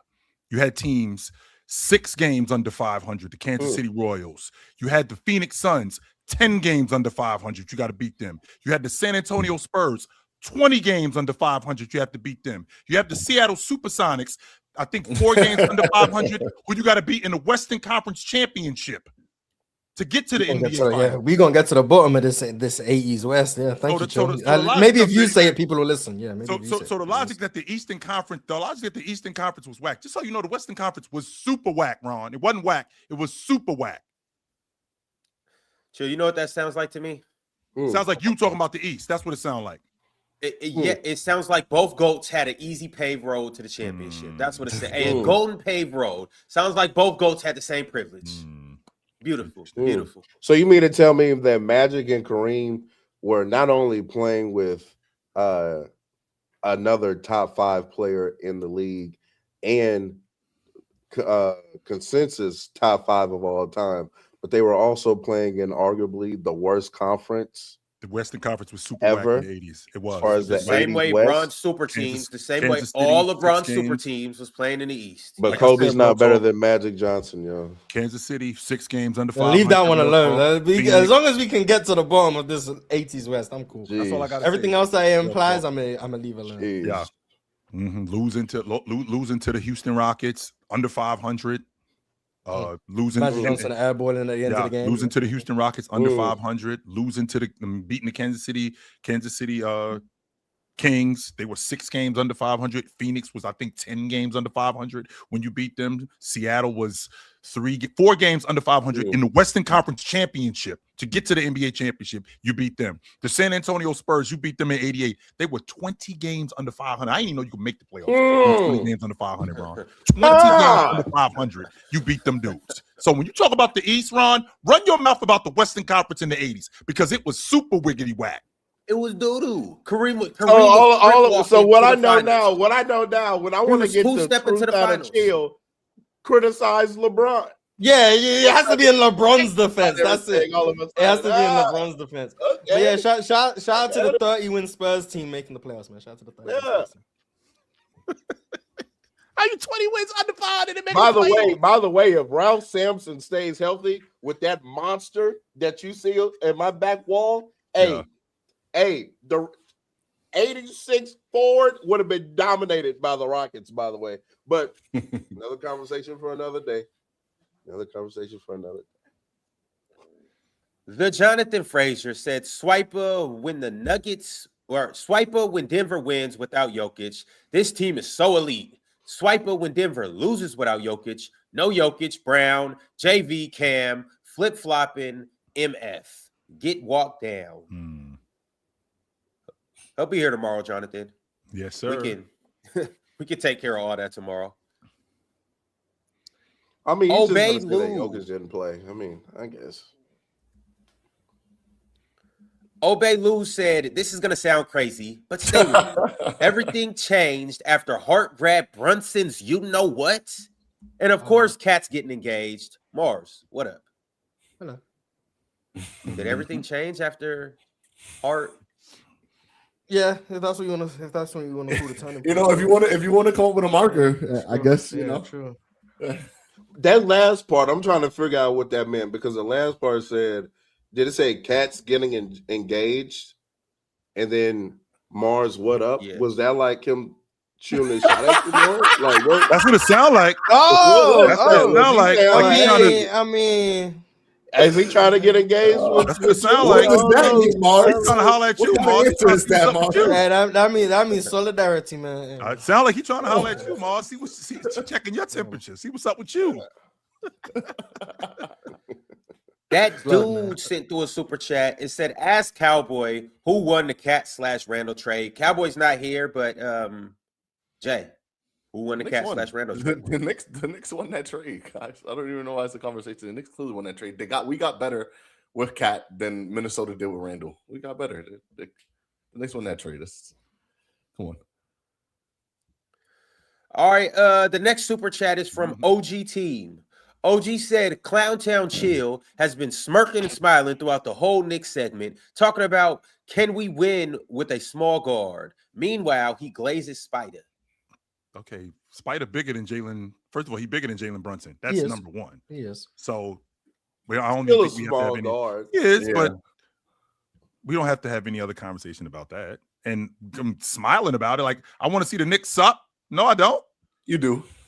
You said it to me several times. You do. This is not true. No, what I don't want to see is I don't want to see the Knicks win the championship because they're going to burn the city to the ground. That's why I don't want that. I don't want to see them suck, though. And we'll build a new one. Let's get to the bottom of that. Yep. They burned down Babylon, and now look, we have new cities. They burn down cities all the time. We'll be okay. We'll be fine.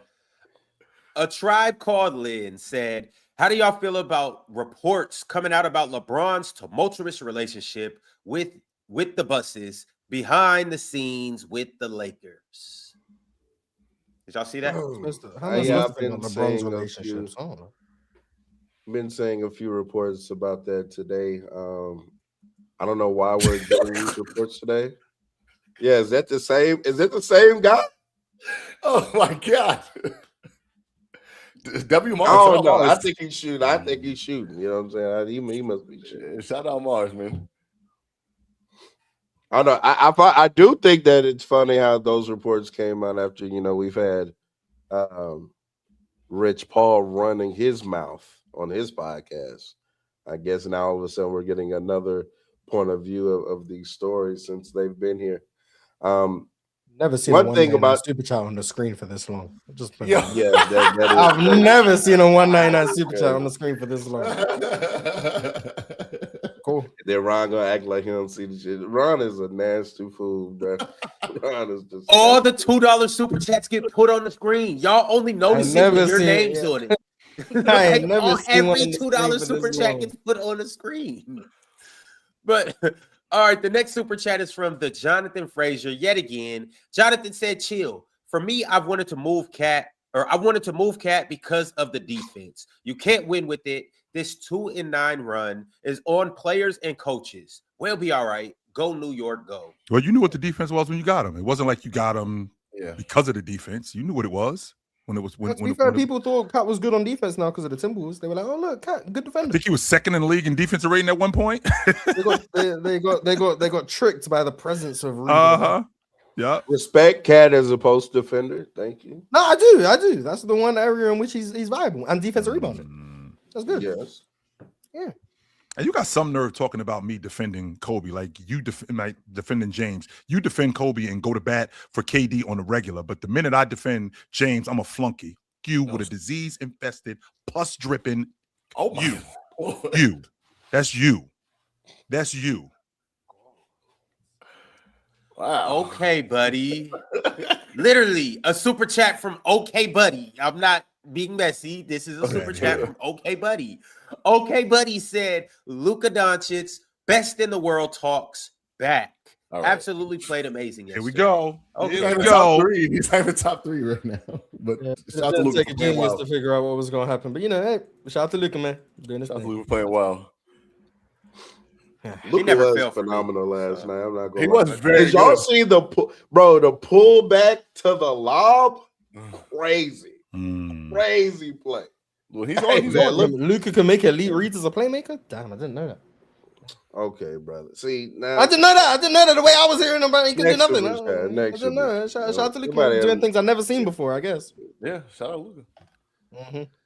Definitely. The next super chat is from Eric Espinoza. Chimed in and said, "I appreciate you guys for putting out great content and getting me through my day during my delivery routes. Keep going, Kings, and go Spurs, go."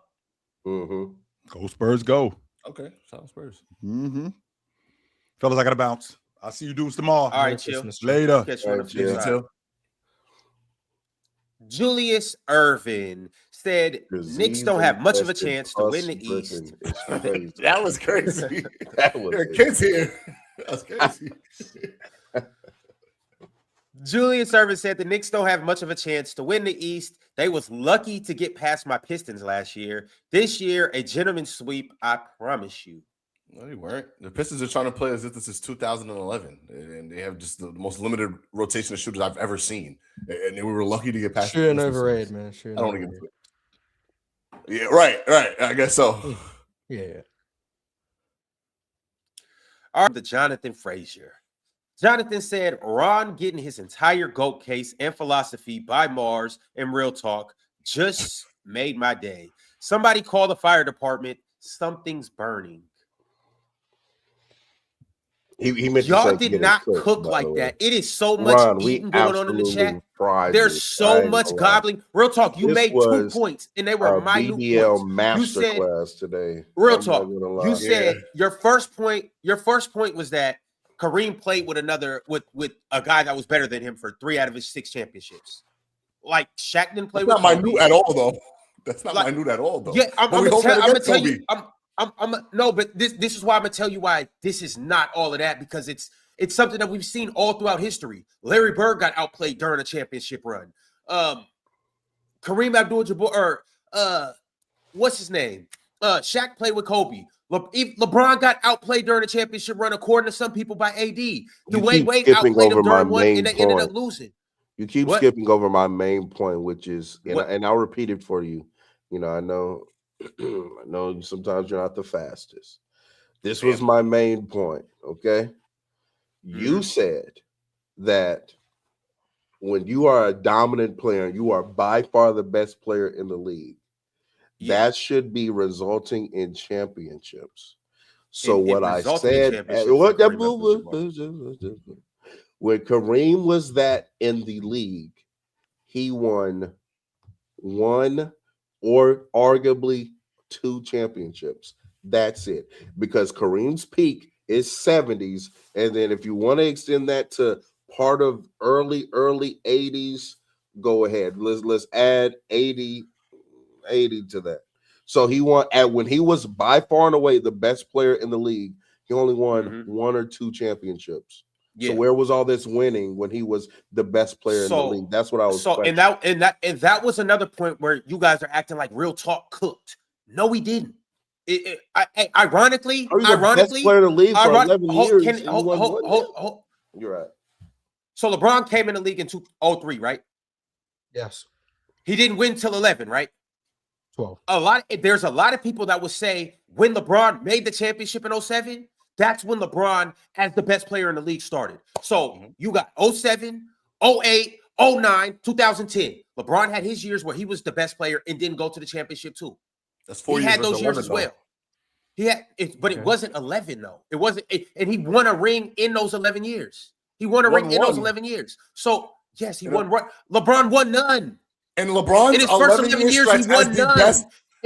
In his first 11 years, he won none. He was a two-time champion. He was a two-time champion. And if you're going from his came peak in as the best player, if you're going from his peak as the 03, and he was a two-time champion by 2013. Yeah, 03. Yeah. Okay. Just lying. I'm saying the point I'm making is LeBron had a gap where he was to you guys. Yeah, you have to include his rookie year. We're talking about Kareem was the best. No, I'm not talking about that though. I'm talking about 07. I'm talking about. I know it wasn't 11 years. It wasn't 11 years for Kareem either. He had a couple years and then won a chip and then went on a run. But also too, once again, because I said we only do this for LeBron. Put things into context and stuff. And you just said this earlier. How is he supposed to win on those Lakers teams? Newsflash: you need help to win a championship. Newsflash: okay, Magic comes, James Worthy comes. Now you're making our point. Ron, wait. You're making our point. No, but I'm gonna tell you. Our point is, it takes more than just you being the best player in the league to win a championship. No, that's obvious. Look at Giannis. That's obvious. The point, that was never my initial point with LeBron. You brought up Kareem to try to take away from the initial point that I was making about Bron. That's not the point. The point because I was making said is, if you're by far the best player in the league, you should be winning champions. That's a direct quote. That's a direct quote. I'm sorry. I got to break things down to the decimals for you to start putting things together. Duh, you got to have a championship roster. But no, because here's the thing. I said, and the thing about it is, I never brought up the early Cavs years. I didn't even bring up the second stint with the Cavs. I went directly to the Miami years where he was playing with 2 Hall of Famers and had a championship roster, a championship organization, a championship coach, and a championship GM. Yeah, he won 2 rings. Yes, he should have won all. To me, he should have won all 4. I'm knocking Bron for 11 and 15. I'm knocking him for those. And once again, that goes into that goes. I don't think. Are you knocking Kareem for 81? Yes, he gets knocked for the ones he lost too. Are you knocking Kareem for 83 as well? Kareem gets the same treatment as LeBron. The difference is Kareem won 6 and LeBron lost 6. That's the difference. Y'all might not like it. What do you? He didn't play with who? Give LeBron James Steph Curry. I don't know. He wasn't playing with. But no, because we don't. Steph is still top 10 and he played with KD. KD's still top 15 and he played with Steph. Nobody gets knocked for having talent. The only person you guys try to knock for having talent is Kareem and Magic. Those are the only 2 players. We don't knock Kobe for playing with. You're new to Kobe conversations. You're new to Kobe conversations. Okay, we just gonna act like Kobe hasn't been getting knocked for Shaq for millenniums. For sure, and that's cool. My thing is, why don't we knock LeBron? Like LeBron hasn't had a super team all throughout the 10s. The Heat were super teams. The Cavs were super teams. Even the Lakers were a good ass team. Well, Ron, the difference is where have you been? Everyone else you named played with a top 3 player, right? Like they were the other best player in the league, right? KD was a top 3 player. Shaq was a top 3 player. Who else did we say? Kareem was a top 3 player with Magic, right? Like those are all other top 3 players. LeBron had another arguably top 5 player in AD, and outside of that, 2 other top 10 players. LeBron has squads. That's a big difference. Of course, he has squads. That's not the argument. Crazy squads. Crazy squads. Bron's been getting super team text. That's been the criticism. Yeah. Like, where have you been? But super teams don't equal wins. That's though. been the criticism. Yeah, but I mean, it's not. It was during the time. It was. Now it's kind of like. It's not even really all of that now. Like he doesn't get taxed as much now. Especially my thing is, are you arguing that Kareem gets taxed more than LeBron? No, I would think so. Yeah. You guys just spent the whole episode taxing Kareem for playing with Magic. This is bias. This is just bias. You guys, time out. Did you guys not just spend this whole episode taxing Kareem for playing with Magic? That's what you guys have been doing this whole time. Equate your argument of if you're dominant, you should be winning championships. Real talk's counter was, and he was winning championships. Kareem was dominant and won championship singular. Right? That was Real talk's argument right there. Kareem might be the least taxed player in like the top 5, top 10. Him and Duncan, their shortcomings do not get brought up at all. The Kareem tax isn't even a thing. 0. But I mean, I guess that's whatever. I suppose. The next super chat is from Christos. Yeah, we're gonna stay with Christos. Christos said the Cat Brunson defense takes are lazy analysis. Wingstop has been bad on both sides of the ball. We can't win like that. OG gets zero blame given his numbers or given his money.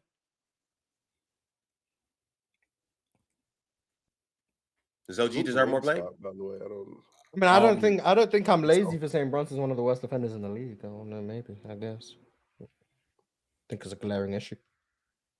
I don't think it's as big as you make it, though, Mars. I think the bigger issue is that still, right, in year 2 of Cat and Brunson, they still don't know how to play together. I think that's still the glaring issue, right? If we go 11 games, Cat's just missing threes, to be fair. Like, Cat's shooting 25% on transition threes this year. But in an 11-game stretch, and we're averaging 108 points, 109 points, which is, I think, 19th in the league, right? I think that the glaring issue is still that Jalen Bruson averages, I think, 10% of his possessions are isolation basketball possessions. I don't think that Brunson is I don't think you should use Brunson the same way you use Luka in high isolation basketball, like high usage isolation basketball. I just don't think that's a recipe for winning. That's me personally, right? I don't think that's the recipe for winning. I think they try to use Brunson almost like Luka, in which is just high usage, give him the isolation basketball, right? Maybe a high pick and roll and see what we get from that. I don't think that that's the best way to use that team, but I do think the Knicks are fine, and I don't think that they're gonna implode here. I think you guys are fine too. Void Century said, "Bruh, the Brim Reapers seen the panel having a cordial conversation and said, nah, fuck that. We got to get ignorant in this bitch." Now you did just start yelling, yeah. You did just start yelling. I do remember that, but it's my fault. I'll take accountability. It's my fault. I'm the one who brought. I invoked LeBron's name. My bad. I'm sorry, y'all. I get passionate about the GOAT debate. I'm sorry. I'm sorry. I actually like basketball and I like having these discussions and debates. I'm sorry, y'all. Certified Casual said putting so much stock in winning instead of the performance to get there is funny. In an entertainment league is funny. I think the performances should be all that matters in the individual analysis. I agree. Now I do. I will say this. I do value winning. I'm not one to be like this. Like, oh, winning doesn't matter at all. I do think you need to win. And I also do think there's something to the effect of like, doing what it takes to win. Let's say that you didn't shoot the ball great in a game or whatnot, but maybe you contributed to a win in other ways. I think you still should get credit for doing enough to win a basketball game. What if you do all of those things, but your team still loses? So then you don't get credit for doing enough to win a basketball game because you did. But you still did all the little things. That's what I'm saying. Like you still did all the little things. Sometimes enough isn't enough. But that's what I'm saying. Like the bar for enough is different, and it's not always in your control. So why are we not just going to look at what you can control? If shots aren't falling that game, and you do the Kobe Bryant Game 7 thing, right? All the rebounds and all that stuff, and they'll be like, "Oh, Kobe did enough to win." Sure, I agree. Kobe did all the little things. Now Kobe plays the exact same way, but they now lose that game. Now it's Kobe didn't do enough. That just sounds Kobe should have done more.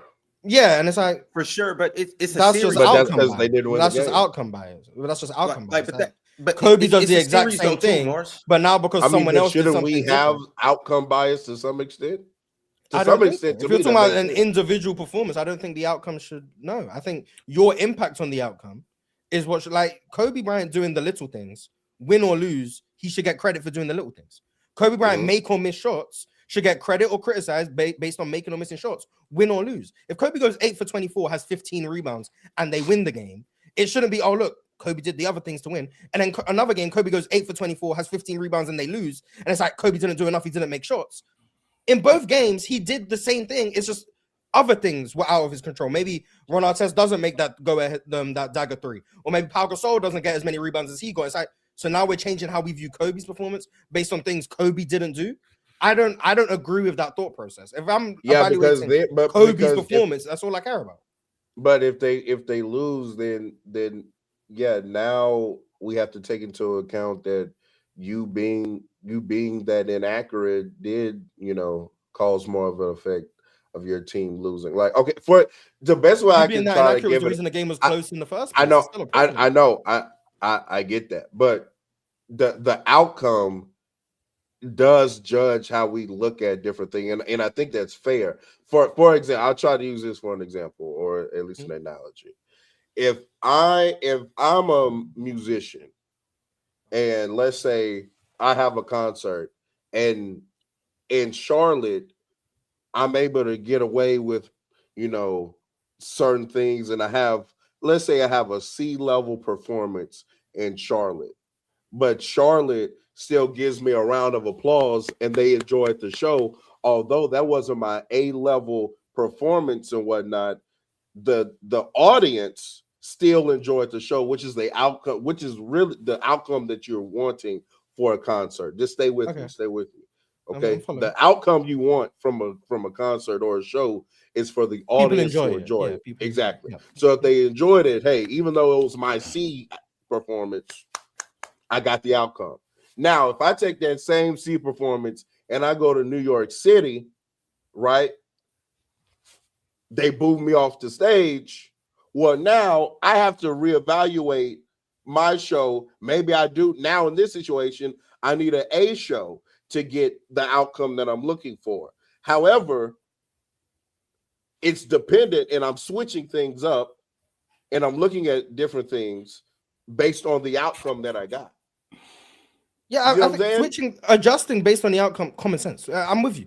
If a team loses a game, the next game, if they lose because they couldn't get rebounds, the next game they don't go into it thinking, let's still not get no rebounds. Like, you want to adjust to try and win. That's the goal. But I'm saying strictly from an analysis standpoint, from the outside looking in, if I'm analyzing an individual's performance, the outcome shouldn't sway, in my opinion, my perspective. I'll use the concert analogy.